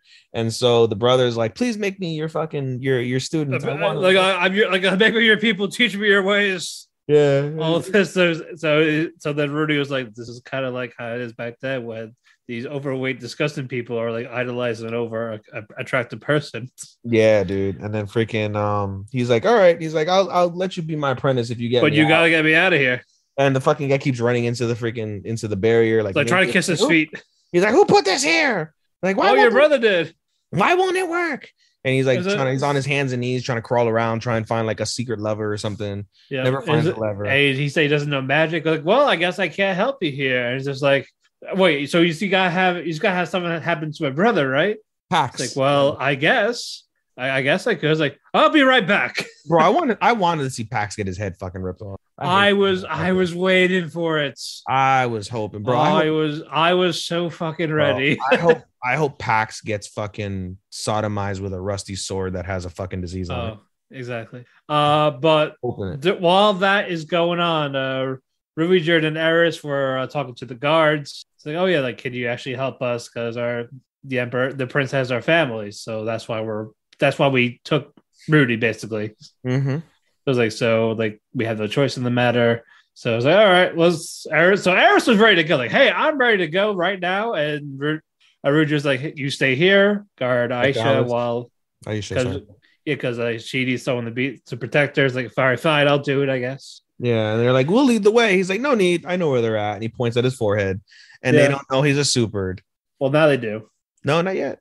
At the end. Sorry, at the end. But basically, the other guards are talking about this strong guy, the prince's brother. We find out basically. Yeah, and Eris is like, I want to fight him, and she fights Squirrel, and she leaves. And then he sees it like grabbing his brother's head, and they all follow him. Like, what the fuck is going on? Yeah. It's like, you're gonna I'm gonna rip your head off type of it. Like, please let go. It's like, no, I need it for Roxy. It's like, hey, stop my brother, or I get rid of your families. And then we forgot to mention that freaking Roxy actually quit. She quit fucking because this guy kept fucking harassing her, trying to fucking. Oh yeah, because he was groping her breasts. Yeah, so bro, way worse than Rudy. And so she actually quit being this guy's fucking teacher and ran away. Oh yeah, exactly. But he threatens one of the guards, like, if you don't help me, I'm gonna kill your family. And then you see Ruger and the guards come back saying, oh, we actually got him. Like, they're safe. Don't worry. Yeah, and so they're like, all right, fuck this guy Prax. Pretty much. Fuck this Herb. Oh, wow. Yep. Washington got the fucking touchdown. Or Seattle got the touchdown with 15 seconds to go. Then they're going to do a 2-point conversion inside the game. Right. Sorry. Anyway. No. You're good. So the brother was almost ripping his head off. Yeah. And it's like, okay, fine. It got to the point that he was probably like, he was holding back. It's like, what the hell is he? Yeah, dude. He's not human, they said. Yeah, but I forgot what they said he was. They didn't say what he was. He made a comment. He was like, "Oh, you humans are so fragile." Like, oh, so yeah. So I guess he's homunculus, or yeah. And then eventually Rudy gets free. So I thought that part was a little anticlimactic, but I think after was made it worth it. Indeed. Like, first, they explain Ruger was the Sue Bird type of thing. Like, oh yeah, like, is this Eris said that Eris fucking blows their cover in between this. They're like, oh, don't worry. Our and fucking Russell Wilson throws an interception in the end zone on a 2-point conversion to seal the game. Wow. Anyway, Eris is like, oh, don't worry, our friend Ruger is gonna save your families. He's a nice Super. Like, a Super. And then so they basically said fuck Prax, and so they let all the shit happen, and then we find out later that that they banished Prax and their brother for being fucking asshole princes. Yep. Like, all right, time to start over. And fucking the older brother's like, Shisha, talking about Rudy while he has the Roxy figure and the Rudy. Exactly. So, and then we see Rudy with the maid, whatever her fucking name is again, Lilia. She said, like, oh yeah, I got this for you. Your holy relic, the pantsu. No, first she basically hugged him. She hugged him from behind. Oh, that was after she was holding it. Yeah. No, that was after. Like, she gives it to him, and she knows it's Rudy.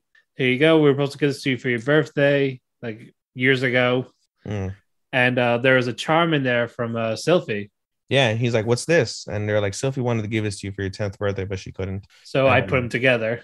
Yeah, which was very, very sweet. And then Aisha hugs him from behind his oppa. Well, Lilia hugs. Sorry. Yeah, Lilia. And now their oppa is on his back. He's like, "Oh, you're touching me." And then Lilia's like, "Oh, I see you haven't changed at all." Yeah, and then Aisha comes, and first Lilia closes the door so she doesn't see them talking. Aisha's like, "Hey, I'm going to come with you." My mom says, "Okay, like, I'd rather serve you than my brother, who's a pervert." I can tell you, I'm going to become quite Vulpus when I get older. So look forward to that. Right. And then Rudy's like, "What are you teaching her?" Yeah. What are you teaching this? She's corrupted her own daughter to serve her brother in this regard. Fucking Jesus sick. Christ. I guess incest is legal here. She's fucking sick. I know, but horrible people. So Rudy just pulls the non-horny rope, the anti-horny stick, like, go, no horny.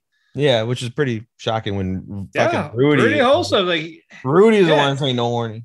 Yeah, he has no problem wanting to collar violate Eris, but her little sister, no way, Jose. He's like God.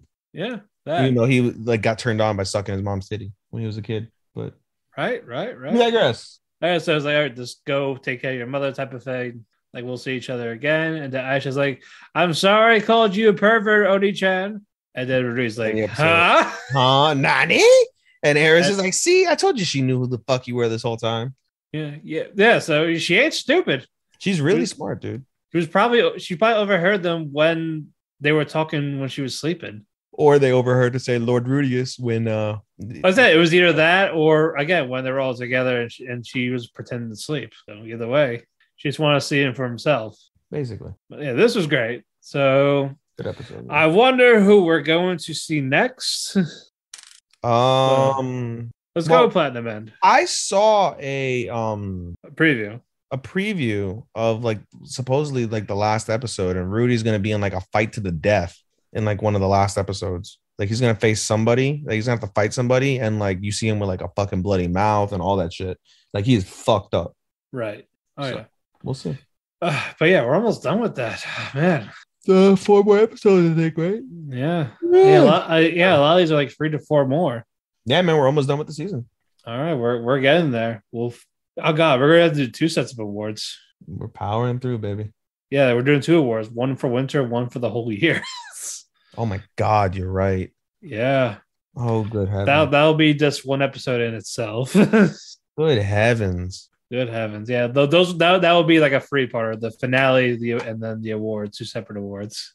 All right. Yeah. All right. Moving on. Platinum End. Moving on. Holy crap. It gave better. And we finally got our answer to why Saki gave up on life. I know, and I was not expecting that. It was sad. It is. Basically, she told Mirai about like how like why she was basically cold. First, she shocks everyone after basically Mukaido comes over, tries to get more information, tells a little bit more information, and then Saki's like, enough. And so what's his face? Oh wait, no, we're skipping a part. First off, fucking do you know Metropoliman's name? I forget his name, actual name. Kanade. Yeah, so basically they're like, oh, like what happened? He's like, oh, I fell. And he's got his bandages from when he got shot. And his best friend starts putting 2 and 2 together to like, oh my God, he got shot. Like the girl A came out, started killing ugly girls after he said he wants all the ugly girls to die. Yeah. As a wish. Like, oh my God, I think he's Metropoliman. He figures it out. And he's like, I'm just going to pretend I don't know what the fuck it is. He didn't give a fuck. Yeah. And so that's how the episode starts, which is pretty wild. But then, yes. So basically, Mukaido comes over, tries to get information, gets a little bit more than what he had. He said he's got one more private eye under his red arrow. He's going to have him check it out. And so, Mirai is laying down already, trying to fall asleep. And Saki's like, Mirai, I need you to do me a favor. I need you to sleep in the same bed as me tonight. Revel and Nase, I need you guys to scram until tomorrow morning. And Revel's losing his shit. Like, what the fuck is going on? And Nase is like, oh, this is going to be great. They're going to fuck. Yay, good for them. Let's go. It was fucking cute. And then anyway, so Mirai climbs in the bed. Saki comes up, cuddles him, and was like, I want you to kill me. And he's like, Nani? And so she's like, I never did tell you like what happened. And then I think Mirai did ask, like, why did you give up on life? And they basically was this story of them as childhood friends, like, very cute. They see a 4-leaf clover as childhood, like, at this thing, like their family friends, whatever. And all is good. All is good. Then Mirai goes through his episodes with his family, ends up alone, and all the kids start making fun of him, and including Saki. And Saki felt really guilty, but she just went along with everybody, kept basically ridiculing him and mocking him and all of that. And didn't. She was like, I don't want to be next. Fuck this. Yeah, and basically acknowledged that, like she played a hand in him. And so they graduated from the same middle school. And she's like, I wanted to apologize and I wanted to give you back the 4-leaf clover the day we graduated, but I saw you walking alone and with your head down. So I followed you because I really wanted to give you the 4-leaf clover back and apologize. And then I watched you commit suicide. And I was so scared. I was so upset and I was so bothered. And she's like, I was the reason why he did this. I was the reason why. And so she basically walked out into the ocean in the middle of March, which in Japan, it's still fucking cold as balls in there. So she was going to freeze herself to death, get hypothermia and just freeze and die. And that's when Revel came, saved her. And so she's like, listen, like, it's my fault. And if I'm going to die, I want you to kill me. Please kill me. She's like, do what you want with me and then kill me. And basically this bothers Mirai. Mirai acknowledges, like, she's like, yeah, what you did was fucked up. And, you know, it makes Saki feel like shit. And she's like, I want you to kill me. And so Mirai's like, all right. So he basically takes her with his wings and they fly up to, like, you know, some high, like in the middle of like the street, high as fuck. And he drops her and leaves a single strand. And basically he says no words. He just drops her, lets her hold on with a single strand of like their tie. And Saki's like, I get what you're saying. You're saying that if I want to die, you're not going to kill me. I have to kill myself. Okay.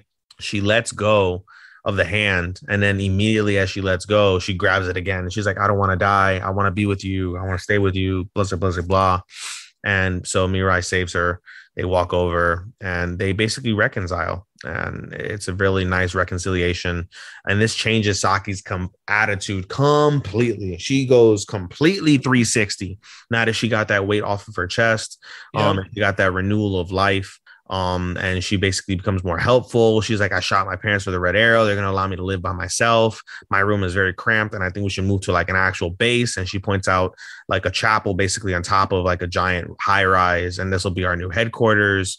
Everything is all good. And the other part, which is actually quite sad, it was actually really sad. Mukaido is at home and he's doing his thing. And he mentions early in the episode, like, oh yeah, I'm working on our costumes, so we know who, like, how to spot each other, but at the same time we're protected, blah, blah, blah, blah, blah. And he's also at the same time making some outfits for like a recital for his daughter. And his daughter went in like his office basically. And she noticed, she's like, you know, she's like, I'm gonna have to grow big. She's like, I don't know why you're like, she's like, I may be small, but I'm gonna have to grow big because I saw you making that wedding dress. And then, you know, Mukaido's like, yeah, you know, I want you to, you know, wear that wedding dress when I'm not around. And, you know, so, you know, whatever. And she's like, I guess I'm going to have to grow big so I can fit in the wedding dress. And it's just a very solemn moment. Yeah. Where that reality like fits in. Like, he's not going to make it to his daughter's wedding. And that's why he's got like a year. Yeah. And that's why he's like making this dress. And they share this moment where they hug. And Mukaido's wife is like super sad, just breaks down crying because she realizes the truth. And also we're forgetting another part. Mukaido comes home from one of the meetings and he's exhausted. And his wife says, where are you going late at night? Where, like, what are you doing? Like, you said you'd be truthful with me and you wouldn't lie to me. Where are you going? And he's like, if I told you, you wouldn't believe me. Right. And she's like, I want you to tell me. And so he does, like, puts her hands on the wall and says, I'm fighting the forces of evil. And I want to save the world before I die. She's like, do you believe? She's like, are you joking or are you serious? Like, am I supposed to laugh or am I supposed to be worried? Yeah. And he's like, I prefer you believe me. And he's like, oh, how did that look? I thought it was pretty cool. Slapping my hand against the wall. And he's like, I love you. Good night. And he goes into the office. And it's crazy. And his wife is looking at him like, what the fuck just happened? It's Akiba, man. Yeah, bro. But no, so it was a very good episode where we got more background, more story on Platinum End. So, looks like we keep on going up, baby. Yep, anywhere but up. I'm looking forward to it. Looking forward to seeing the first half conclude soon. Yes, very happy with this. So I'm glad we picked this up. It's really good. Yeah, it was a lot better than I expected it to be. Yes. So let me ask you this, because I haven't seen Death Note. I know, surprise, surprise. I haven't seen Death Note. It's on my list. At this point in this anime, is Platinum End better than Death Note at this stage of Platinum End? Depends how it ends. At this stage. I'm talking about this stage. Oh, at this stage right now, no. It's not better than Death Note at this stage. It is not. As a whole, I can't say till it's over. Fair. No, fair. I'm just asking. But the Stage, first half of Death Note, what's going on? the first half of Death Note was just some of the absolute best in terms of the whole detective cat and mouse thing. The interactions of Light and L, they're just so good. But again, near the end is where it fell off the fucking wagon and it turned so fucking horrible. Naruto. What did you give it out of 5? Which one? Death Note. I gave it a 4 because of the first 25 episodes. The other 12, if I graded that, then it'd be a little lower. Did a single season of 37 episodes? And just a random odd number. But again, no Faraway Paladin because fuck them. Yep, no Demon Slayer because I haven't watched it, and it's still it's basically the last episode of Demon Slayer. We see the end of Rengoku, and we relive that sadness. That part in the movie, dude. I will say that I was I was gangster crying. I was gangster crying. I had like tears down my face. I wasn't bawling. I wasn't blubbering. I was silent. Respect. I was silently fucking crying streams of tears for like the last 30 minutes. Respect. Yeah, dude. Fucking, I was so gangster. And so we're reliving it. Okay. We're going to move on now. Miroku-chan. How many more we have? 3, I believe. Yeah, 3. We got 3 left. Okay. I'm getting tired. That's why I'm wondering. Are you talking about actual shows that we were reviewing? Oh, okay. Well, it's 11:33 right now, ladies and gentlemen, as we're recording. We got 5. We have 5 more shows to talk about. We'll make them quick. Fucking balls! What the fuck? Again, like I said, we'll make 3 or 4 of them quick. Oh god, we spent a lot of time on Aquatope. I know that's actually we spent the most time we spent on Aquatope since fall. Like I said, we'll give the last 2 full depth. We'll just the other 3 will be quick recaps. How about that? Should say somewhere important shit. Dude, we might as well just go in depth, bro. It's fine. It's all good. We'll survive. Alrighty. We'll survive. All right. We'll be done in like an hour. No. We'll give him a few minutes. We'll speak in a few minutes. But it picks up with Zen just giving everyone the creepy look while giving the roll call. And you see a ghost slamming on the window, this giant ghost. Dude, like, I really want to know, like, what the fuck is up with this guy? Like, it's going to be, like, 2 things. It's either going to be a swerve, and he's just somebody that attracts negative spirits, and he's not a negative person at all. Or this dude is, like, a fucking, like... Oh, no, he's crazy. Serial killer. No, he's a big serial killer. Like, no, trust me, he's crazy. Are they in an all-girls school? I think they are, because when he calls the roll, I didn't hear a single male voice at all. I have to pay attention to the school. I think they're in an all-girls school. Like I said, I didn't hear a single male voice. Like I said, I have to go back and look next time they're at the school to see. Yeah. I said they kind of have to be, because I'm pretty sure Kyosuke, it does go to that same school, or is it a school like younger, like he's in junior high? But basically, giant ghosts. Even followed Miko in the bathroom. And when she opens the bathroom door, she sees Yuria eating lunch by herself. You know, I'm not gonna lie, I was expecting an Ushiko scene. Yeah. I was definitely expecting another Ushiko scene. No, I think we're good here.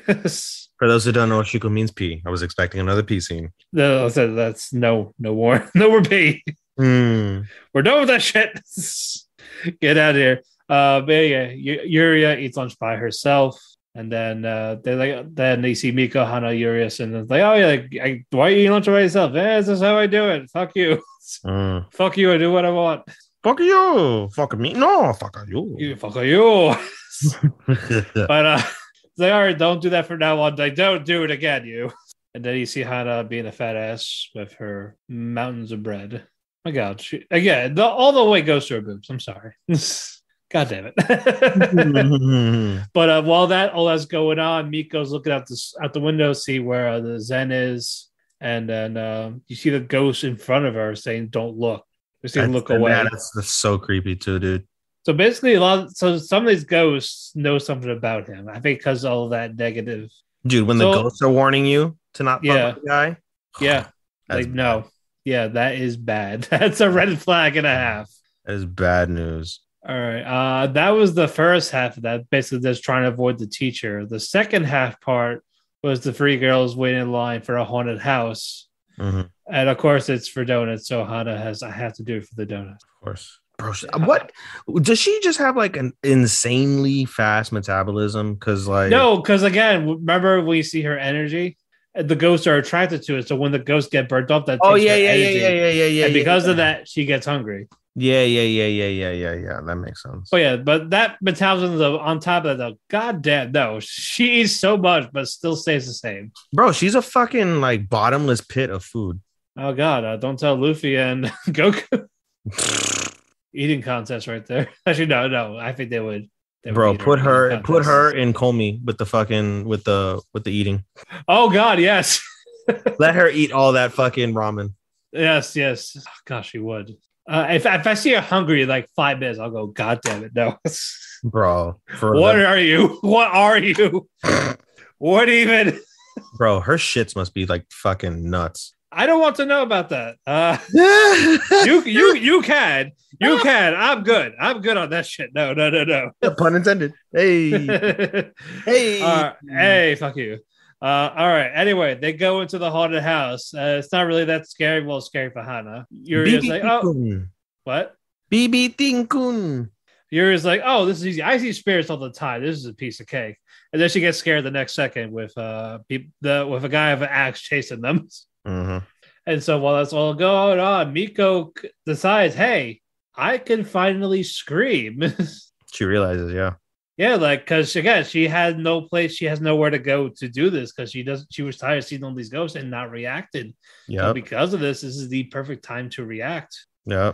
So you see her like smiling while screaming, like, ah. She's a psychopath. She looks like a goddamn psychopath. Yes, she's on the killing spree. She's gonna kill us too later. Mm. And then Yuri is like, what the hell's going on? Like, does Hana attract the ghost and Miko exercises them? Basically. Is right? AC a Ginyu Force pose type of thing. Toko Sentai. Oh, but all that they're running around, Miko screams at the ghost and the constant people like, don't come any closer type of thing. Stand back. There's a hurricane guys. coming through. Dun, dun, dun, dun. Sorry. But they eventually find the ticket for the free donuts. They run out. They got chased by the costume people, but the ghost stays behind because he thought that she was talking to just him about don't come near me. Mm.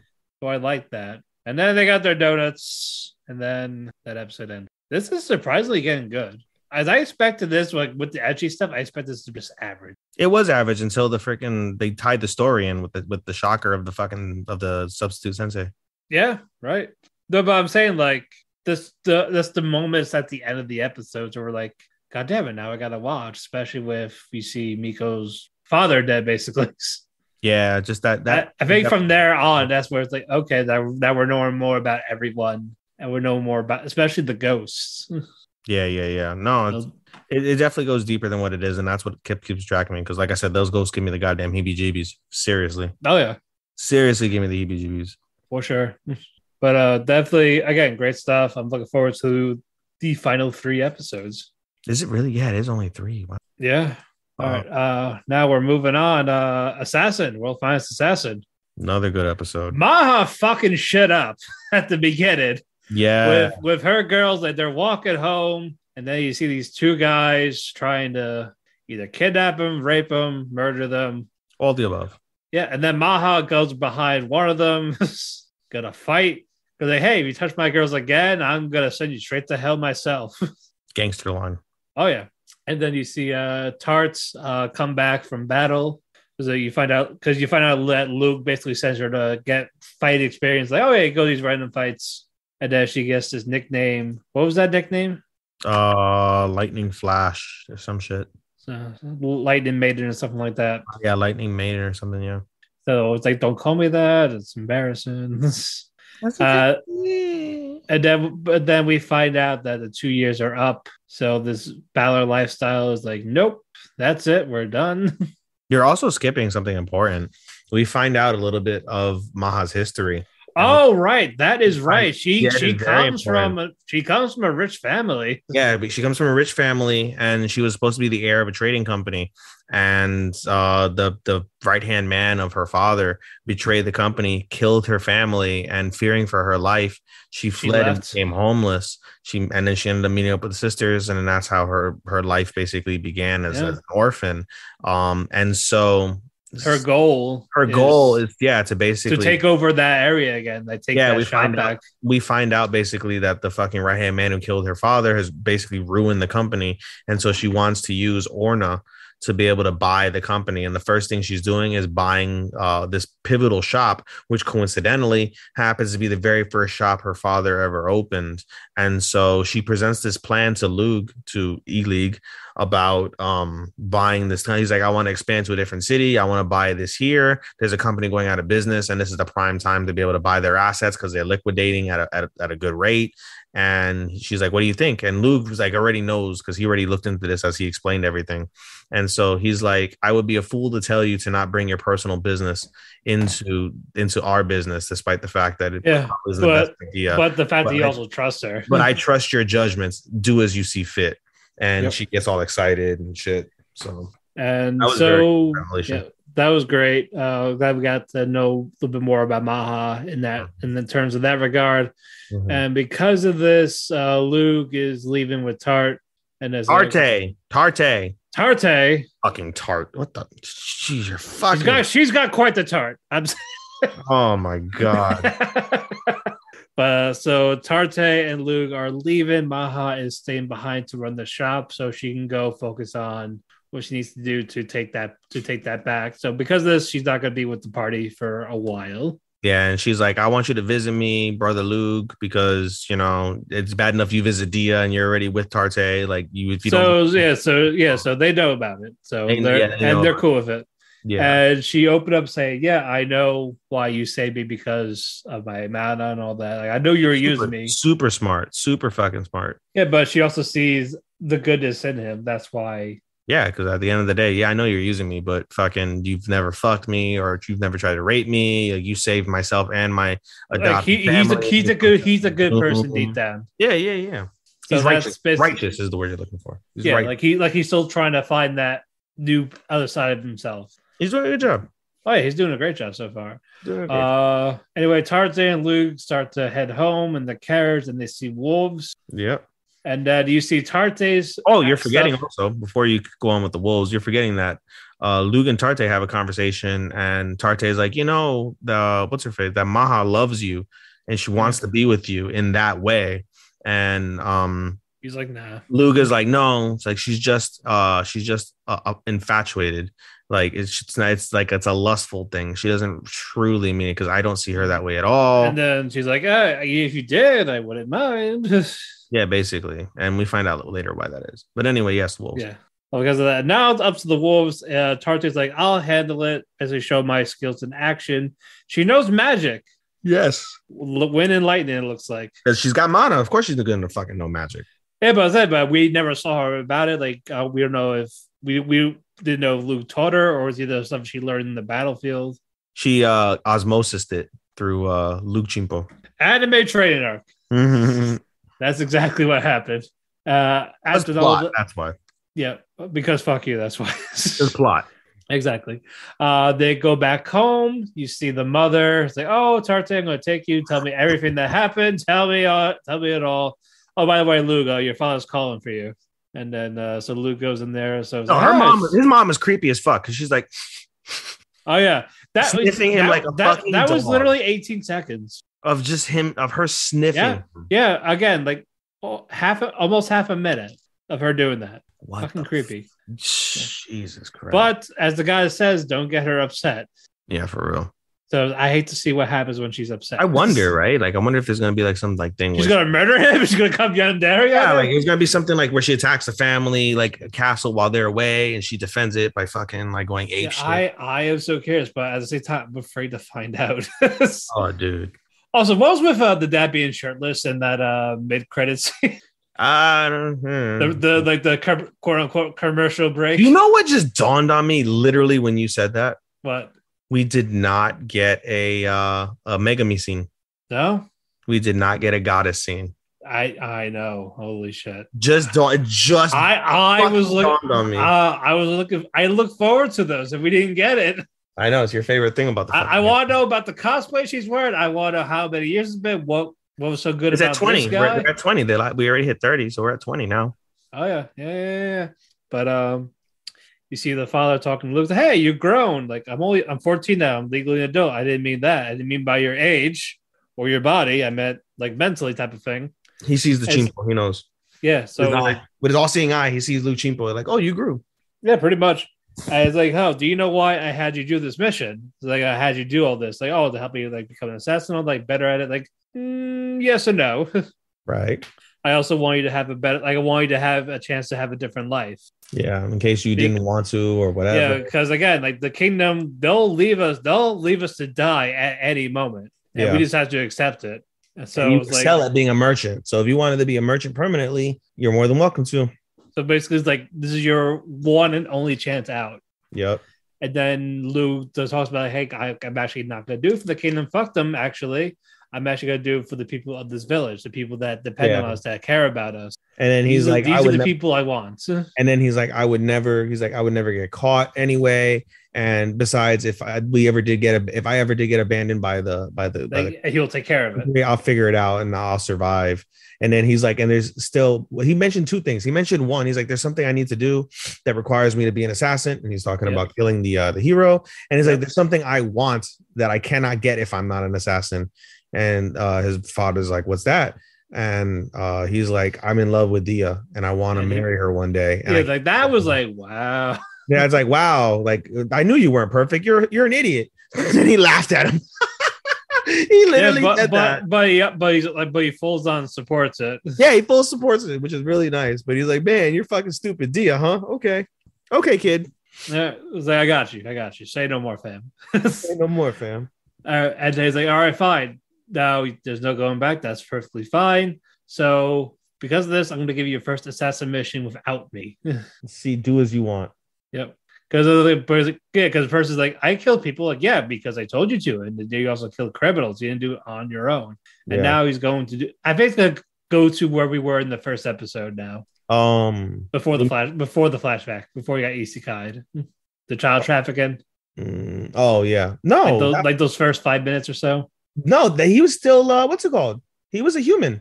But I'm saying I think that's where it's gonna lead to for the next episode. No, so the first guy he's gonna kill has been selling military secrets. Oh, okay, they mentioned that. Yeah, this guy is basically okay. So not yet. Okay. Yeah, it's not going to be anything with child. They already revisited the child thing when they did it a couple weeks ago. I don't think there's going to be a constant theme of child trafficking. I think that would be pretty. No, but I say like when Dia was there, Tarte was there, Maha was there. So I don't think they've done that yet. Just only the first episode. I thought they were lead to like, hey, how did Maha come back? Did she do her job? Type of thing. I don't recall seeing them. No, Dia and Tarte were fighting the traffickers in the mansion while Luke had the sniper and Maha was there with him. Oh yeah. Yeah, that one.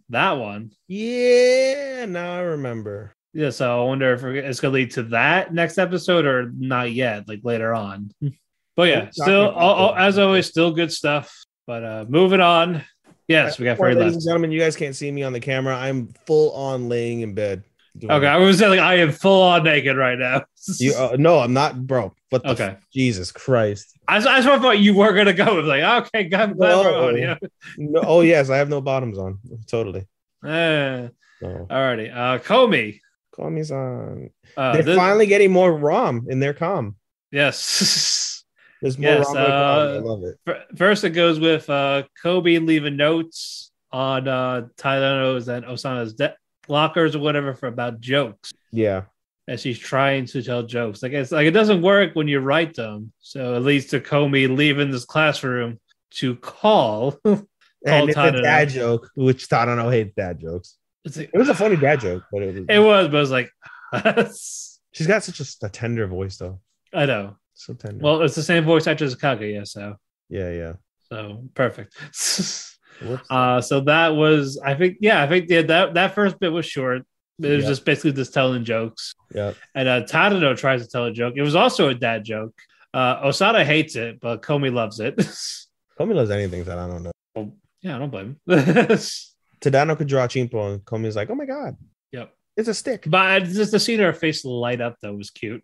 Every time he does, bro. We'll keep going. Yeah, we'll keep going. And then Osada talks to Komi and say, hey, do you buy your own clothes? It's like, I don't. Like, my mom picks them out for me. Like, I never gone to the mall shopping. It's like, oh, we're gonna go shopping. That's what we're gonna do today.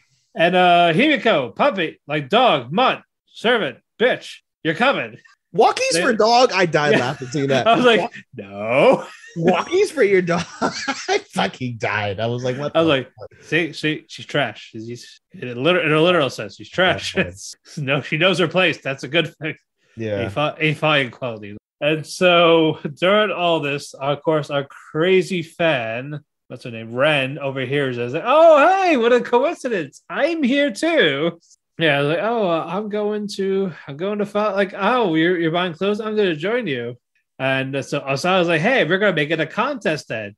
Everyone finds an outfit under $100 or less, and she gets to wear it. That's what the best one wins. So they do all that. Osana's outfit was first. It was like this old classic Japanese outfit. So you just want to see her in it, didn't you? Osana knows what they like. And then it was Ren's turn. It was way over budget.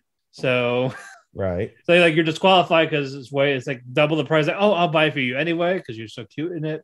And then Himiko is next, and there's this ugly outfit, something that deserves to be bullied.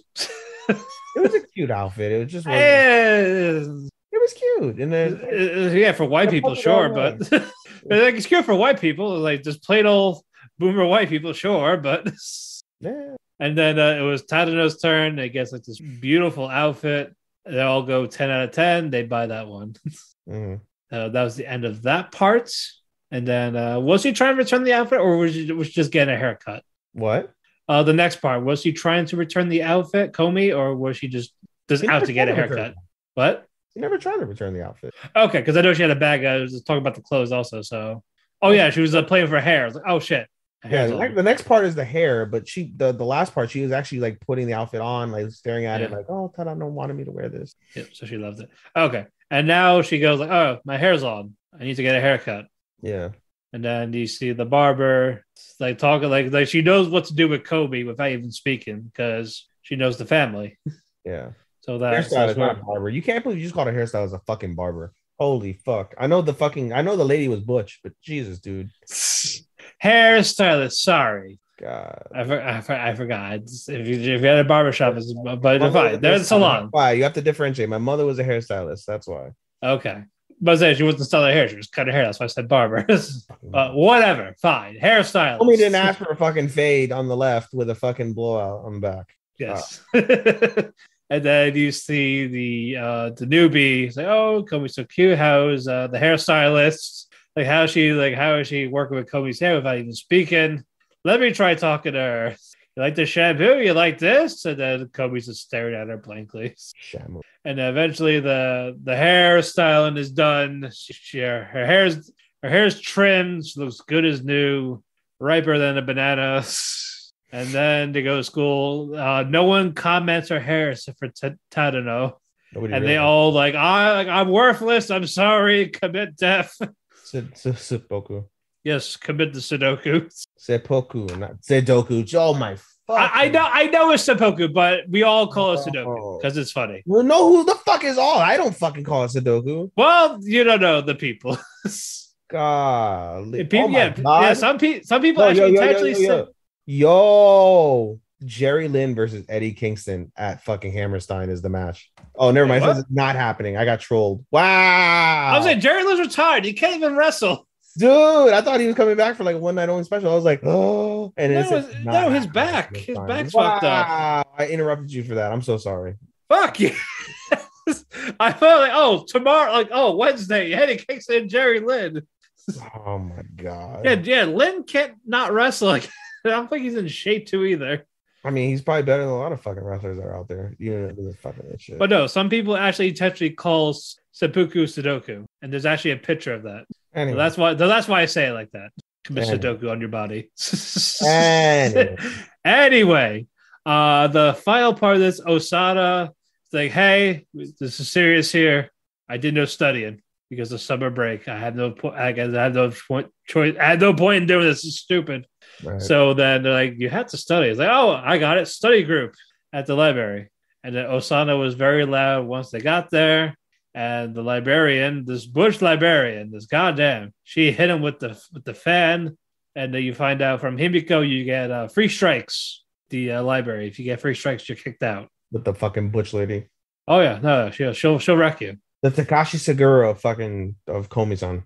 Takashi can still go. So he is. I love Segura. He's one of my favorites. Oh yeah, like he's the one they should watch. That's like over 50, not Suzuki. I love Suzuki, but not Suwama. He's not 50. Suwama's not 50? No. Dude, he looks fucking 50. He's like 47 or something. Dude, fucking Segura and what's his face? And Suzuki look way better than Suwama. Yeah, and then Mochizuki is also 50. Yeah, I love Suzuki, but he's also been kind of sloppy. But Sugiura and Mochizuki, yeah, definitely. These are people they should watch. It's one people over. Bro, Sakuraba is fucking better than goddamn. What's his face? Suzuki? No, then no. Leave him alone. I think he's gonna retire soon. Jesus, he's almost. I was gonna say like, oh, he's almost Nakajima level or Nakajima, Nakanishi. I'd say, hey, leave Nakajima alone. No, he's almost Nakajima. Not keep saying Nakajima. Nakamura, Nakanishi. He's almost Nakanishi level, and Nakanishi. Okay, he's almost Nakanishi level, and I was like, no, let me not. That's inaccurate. Stop. Okay, you're taking it too far there. He's better than me. God.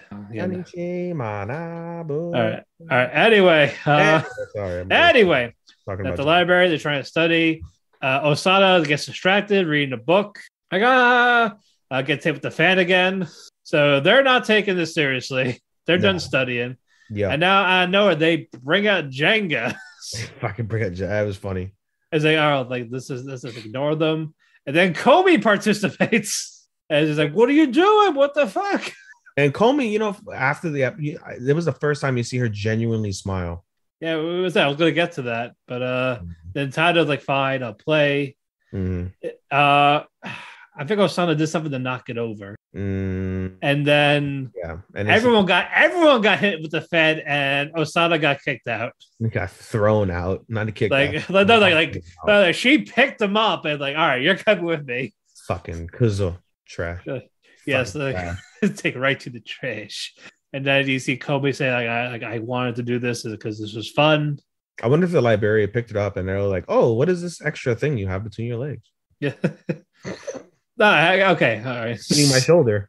What is this? No. She was her shoulders were too broad, like she couldn't feel it because no, fuck you. I really feel like you could feel. I've never had a dick on my shoulder or on any part of my body, but I feel like if like I was chilling and I felt something, I feel like they're also. I also feel like they're wearing a. I don't know how if they have a dick. Persons take care of their extra member. Yeah. I couldn't tell you. But we had the mystery continues, and it will continue to be a mystery until the end of the manga. But anyway, we find out Osada aced the test regardless without studying and kept screwing around too much. We're screwing around. Komi got great scores again, and then the rival's like, "You beat me again." And then Komi's like, "Who the fuck are you?" She's really one of the most useless characters in the show, I will say. The rival. Yeah, she's just there for comedy. Like between her and the fucking psycho fucking stalker bitch. Yeah, shaking my head for those who can't see me. Okay. And the last one is the summer break. Komi did nothing on summer break. You find out she did all her homework. She wants to call Tadano. Like, oh, maybe I'm bothering him. I don't want to do that. So she just leaves it.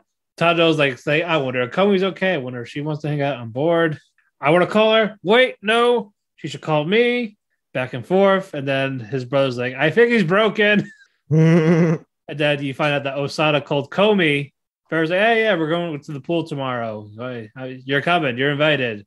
Don't worry. Tadano's coming too. So that's where that happened. And then it ends with them meeting up for the pool, and they actually go to the pool. Oh, there's an after credit? No. That's during the credits. You see them like by the pool type of thing. I skipped that. I didn't know. Wow. Like for like a couple of seconds, it was just them by the I pool. was thinking like the next episode would start with it. No. I thought that was sweet. Definitely nice stuff. I love Kobe. There's just nothing more to say about it. I love this. Better. I'm glad it's getting an anime. I'm glad it has an anime finally.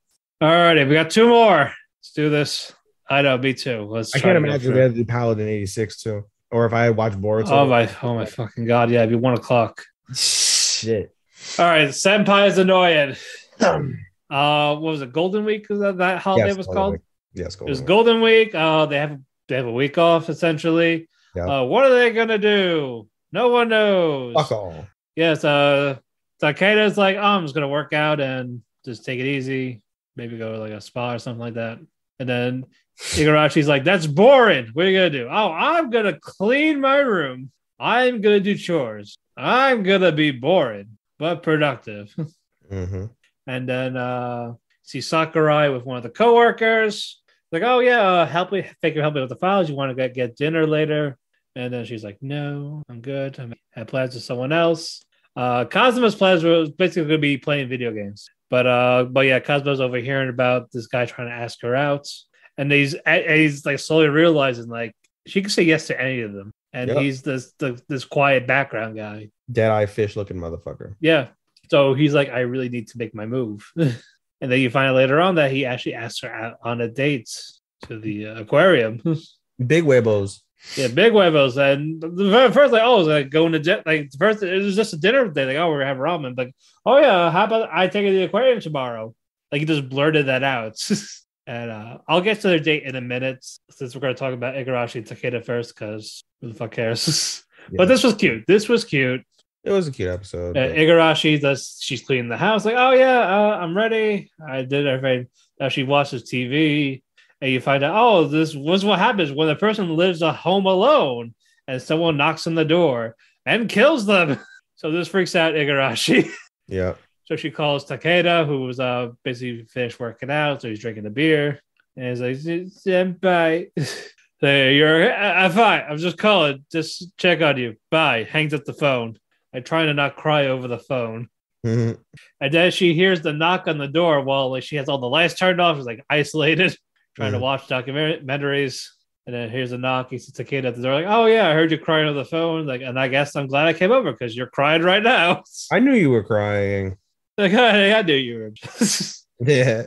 And then it's like, would you like me to spend Golden Week with you? I'm like, no. So they were watching all the documentaries, stuff like that. And their stuff ended with them going on a lunch date. Well, their section of that's with them. And now the real one, Kazuma and Sakurai. Best couple. Yes, best couple. They're at the date at the aquarium. There's this dolphin that looks like you with the dead fish eyes, but also like that's someone that supports the others on afar. Not only does it look like him, but it shares the same fucking given name. Yeah. Pretty much Sota, yeah. Sakuma, right? Oh, his name is Sota. So Sota. Yeah. I'm so used to Sotas being little kids. Right. That's Shota. Yeah, it's a Sota. I said Sota. I say yeah. Shota is lolly for guys, but yeah, we're not getting into that. But anyway, what's going on? She's like, oh, they always support like how you help me out dealing with the creeps at the work. And then the dolphin splashed water on everyone. Her opie is wet. So of course, he looks down. She's got like normal opie. They're not really big. It's a nice average D cup. Yeah, I think it's like a 34C, very full. I think she's got these. They're not a 26 AAA like fucking Igarashi. Yeah, no. No, that's even with the teddy bears in her tests. Bro, Igarashi's so flat, like she just has like fucking like a tiny little fucking ant bump over her nipple. Yeah, pretty much. Anyway, they eventually start to dry themselves off, and then they go into the gift shop, and they see the dolphin and the Sota dolphin. Like, oh, it's so cute. Like, you want like no type of thing. So they chat, they have a good time, and then Sota's and Kazuma's like, I'll be right back. Goes away for a bit. So Sakurai waits there. And you see the three guys. Or was it two? Two or three? Two. Okay. There was two guys like, hey, how you doing, baby? Looking for a good time? Oh, hey, you want some tea with us? I know there's a great tea place. It's like, no, I'm waiting on someone. Like, I have to go. And one of them grabs her arm. Like, oh, what the fuck you doing? Let go of me. And then Kazuma is right there. Like, hey, she mine. Yeah. Like, hey, like, what are you doing to her? Like, oh, what's it to you? Like, oh, well, she's mine. That's why. So she freaks. So she's like blushing, and then Kazuma like covers his face. Like, I can't believe I said that.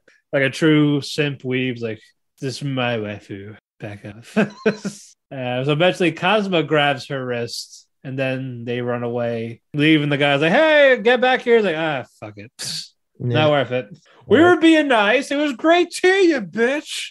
Right. So all that happens. Like, you're okay? Yes, thank you. And then she gives him the bag. Like, oh, it's a gift. Like, what is it? And it was the dolphin. So she's like really happy. She loves it. Like, let's do this again. Let's do this again soon. And at the very end, see Igarashi and Takeda like, what's this white stuff? It looks like cum. It's like candy. Like, oh, it's that stuff in Sakurai brought over. They eat it. It's like, it's really good. The cum is good. And I was really upset for that. I liked it. Again, I love the group of Sakurai and Kazama here. Takeda and Igarashi are cute too, but they're not. And you're forgetting that at the end when they're walking, she's like, arigato, Sota, for everything. Right? Right. Oh, yeah. And Sota's like, what did you say? And she's like, nothing, let's keep on going. And she keeps on walking. Sota's like, okay. He's being a tease, like, nope. And freaking Sakurai is blushing fucking like pink. She is pink as shit from bed. Oh yeah, they'll eventually fuck. Oh, good for him. What a guy. He is the Chad for the week. Yeah. Alrighty. Main event time. The best episode of the week. What? Takt. Again, the second. Oh my god. This picked up definitely right where they left off. Takt tried to charge in as Schindler. He charged. No, he did. Keyword is he did try, but bro, he hit him with the quickness. Yeah, the quickness, nigga. Like, bro, like red. Like I'm talking about like fucking red zoom in quickness. Like he almost instant transmission that shit. He almost instant transmissioned his fist into fucking Schindler's jaw. Yeah, it was awesome. But unfortunately, Hell cuts him up really badly. Yeah, fucking does like a spinning round. And Destiny, this freaks out Destiny. Yume is scared. Yeah, like holy shit, like I could lose him type of thing. Yep. So instead of fighting, she grabs him and retreats. Nigeru! Nigeru! Nigeru! And then Hell's like, hey, should I go after him? And then Schindler's like, no, not yet. No, sorry. Schindler says, why aren't you going after him? Like, that's no fun. Mm-hmm. I hit him once and they run off. Like, that's not fun. Like, I'll wait. I'll play the waiting game. Mm-hmm. So she's not listening to him, basically. Right. Because usually the music artists listen to their maestros. Right. Well, they're independent of themselves, like because they're. But more or less, when it comes to stuff like this, like literally, their only attachment is the wand and the fact that she's sucking his life energy. But in terms of like, their attachment, it's not really existent as of yet. No, but during all this, Anna is seen by herself. Like she has this like bad feeling in her, and she's trying to get through. After hear like the explosion, all this, like I need to get in there. Fuck you guys! I need to go help out my sister in Takt. Mm-hmm. And then you see Lenny and Titan. Hey, like I like these two. So they're so good. Yeah, so I was like, hey, like I seen you matured a little bit, and like they try to calm her down. Like they're gonna be okay. Don't you worry. And we're actually gonna go there. We're gonna go there eventually, like, in a bit. Mm-hmm. Mm-hmm. And so. Once that happens, we see Takt and Destiny in the cage together. Like he's got this giant cut. Yeah, like he's bleeding out. Like and they have. It's crazy that Yume can recognize like, oh shit, like it's getting infected. Yeah, like, and she tries to give him water, and he can't drink it, so she drinks it, and then gives it to him mouth to mouth, which was that shocked me. I was like, oh my god, they kissed, and then like essentially, yeah. And then. You see Takt talking about cassettes. He finally opens up. Yeah, he finally opens up. And you finally find out why he does the piano. Like he's grieving. He wanted to play with like first his dad and now cassette. Mm-hmm. So this is like the only way he can get his mind off it. Like deal with it his own way. Just the music. Yep. Like, yeah, they're like, this makes perfect sense. Because again, when his dad died, he shut himself into his room. Yep. And he was doing that, and now he's doing it again with Cosette. Like all the guilt, like it's his fault. Yep. And then you see Destiny is like I want to listen to your song. Like, is this something she wants? Mm-hmm. And then this is when Takt actually acknowledges that you're Destiny, that you're not just Cosette, you're Destiny. She's the first one to acknowledge that you are. Yeah, like she's aware, like he has to accept that she's gone. Mm-hmm. And yeah, you see Cosette slowly becoming like how Cosette was, and like slowly become this humanish with emotions.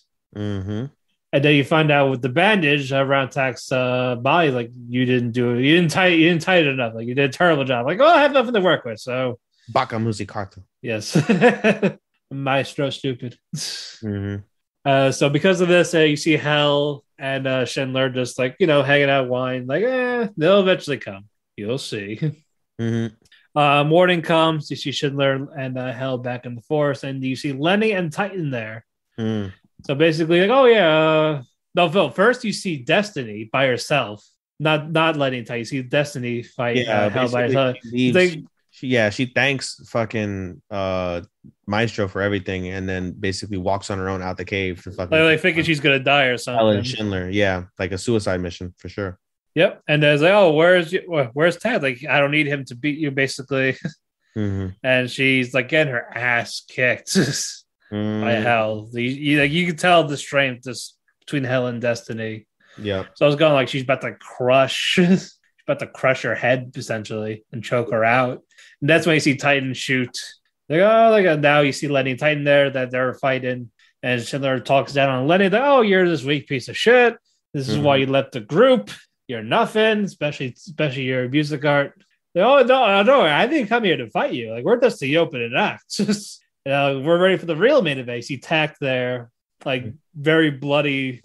Like, and then you see him and Destiny working together to fight Hell. And like she even deflects one of Hell's kicks. Yep. And there's the giant explosion right there. And then Schindler's like, oh, what the fuck? And then you see Heaven. It's like, all right, that's enough. And they, Schindler, what did we tell you not to do? Go after Takt. And what did you do? Go after Takt. So you have no more powers. You are officially basically like you're fired. You're persona non grata to us. Yep, like you're no longer commander. Oh yeah, Hell. You're no longer in the Symphonica at all. Yep. Not just the demotion, like you just got booted out of the whole fucking Symphonica. Yeah. And it's like, oh yeah, well, I still got Hell. It's like, yeah, but she was never yours. Which is crazy. That like I think Sagan has both Heaven and Hell. Yeah, dude. And he was just like London. That's it. They're like, oh yeah, I was just here to test you out. Yeah, you suck. Bye. Yeah, and so that's what Hell said. Yeah, Hell basically takes his conductor wand, snaps it with like her two fingers, and says, sayonara, former head commander. Yeah, basically you holding that meant nothing. Like you didn't control me. I was just playing alone. Yup. Like so you just see Heaven and Hell walking away. Like, oh yeah, well, we're never going to talk about this. You mean Lenny showing up, or you get rid of Schindler? Yeah, he basically tells like Lenny and Titan, like this is confidential. You were never to speak about this in public ever. Yeah, because he's not part of the group anymore. Yeah, like you were never here. It's like, yep. Yep. And then they all come back. You see Anna, like hugging, like you guys are okay. I'm glad you're safe. Mm-hmm. And then she also acknowledges that because that is Destiny now. Mm-hmm. Like she, she was in denial this whole time. And like after talking to Lenny and Titan, and just seeing her now, it's like, yeah, like I see for who you actually are. And then they go back to the hideout, and you see Lenny examining Takt, and that's where it ended. Mm-hmm.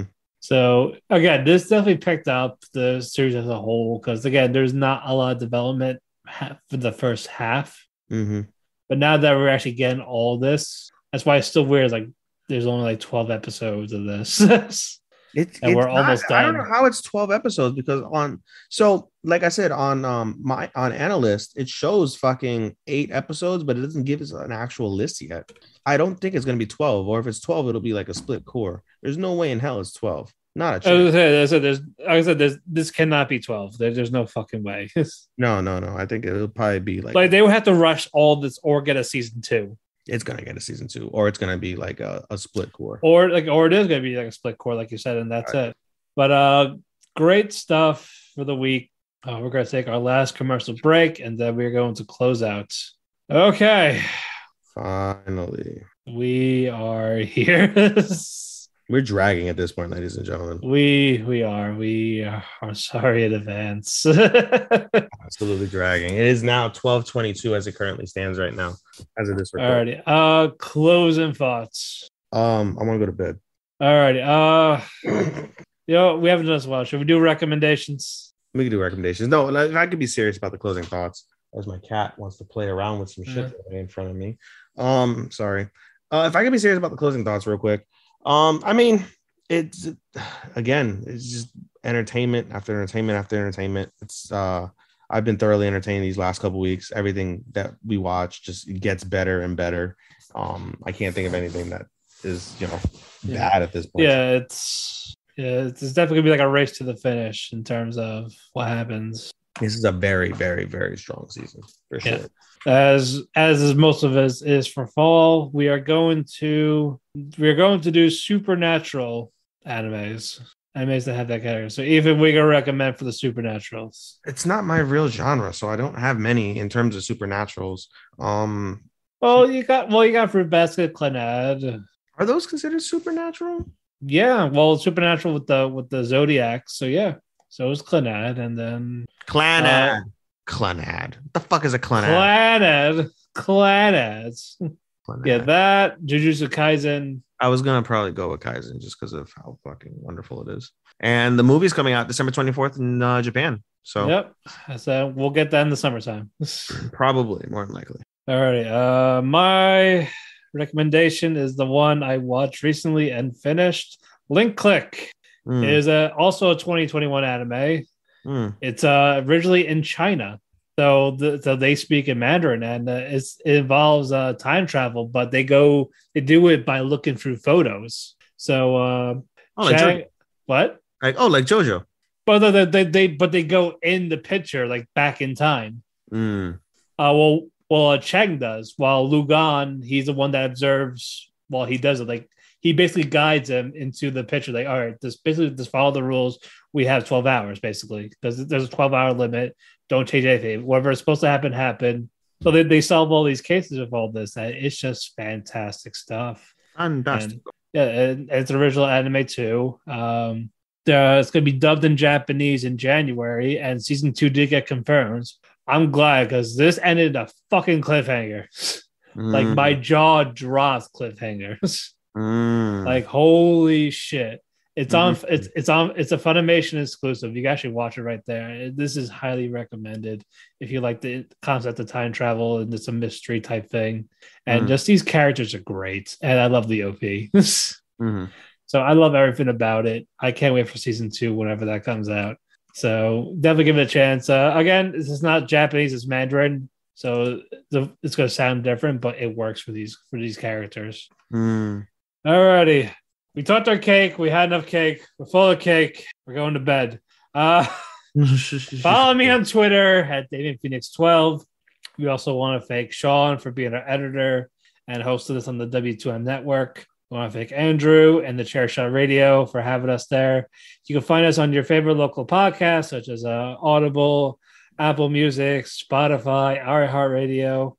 We have a link tree which has all of the stuff. You also follow our Twitter at Talk the Keki. Ethan, here's stuff. Make it snappy. All right, he's dead. Bye. That's funny. No, you know what's funny was you were talking. I was looking at my battery. It's so crazy. My battery on my old laptop I couldn't move because it would just die within like an hour and a half. We just did a 2-hour podcast, and my battery went from 94% when we started to 60%. Like I'm so thrilled. All right. Anyway, you can follow me at my anime Instagram at AI_anime24. You can follow me on my podcast Instagram at podcast.senpai. You can follow me on Twitter at SHOSTOPPA24. That's Showstopper24. And you can follow us on our Talk the Keki Instagram at Talk the Keki, TALKTHEKEKI. Again, as Matthew said, we have a link tree there with all of our links. You can go ahead and you can check that out. I have my own link tree on my what's it called, on my Instagram. So you can click on my links. Shout out to my boy B. Ronan for the Orlando Tragics podcast. Shout out to my boy Andy for the MMA for Marks podcast. Now that I got this new laptop, we're probably going to do some more videos. We're trying to get back in there for you guys. And I think that's it, buddy. Let's sign out. Alrighty. Arigato and sayonara. Sayonara minasan! Bye bye.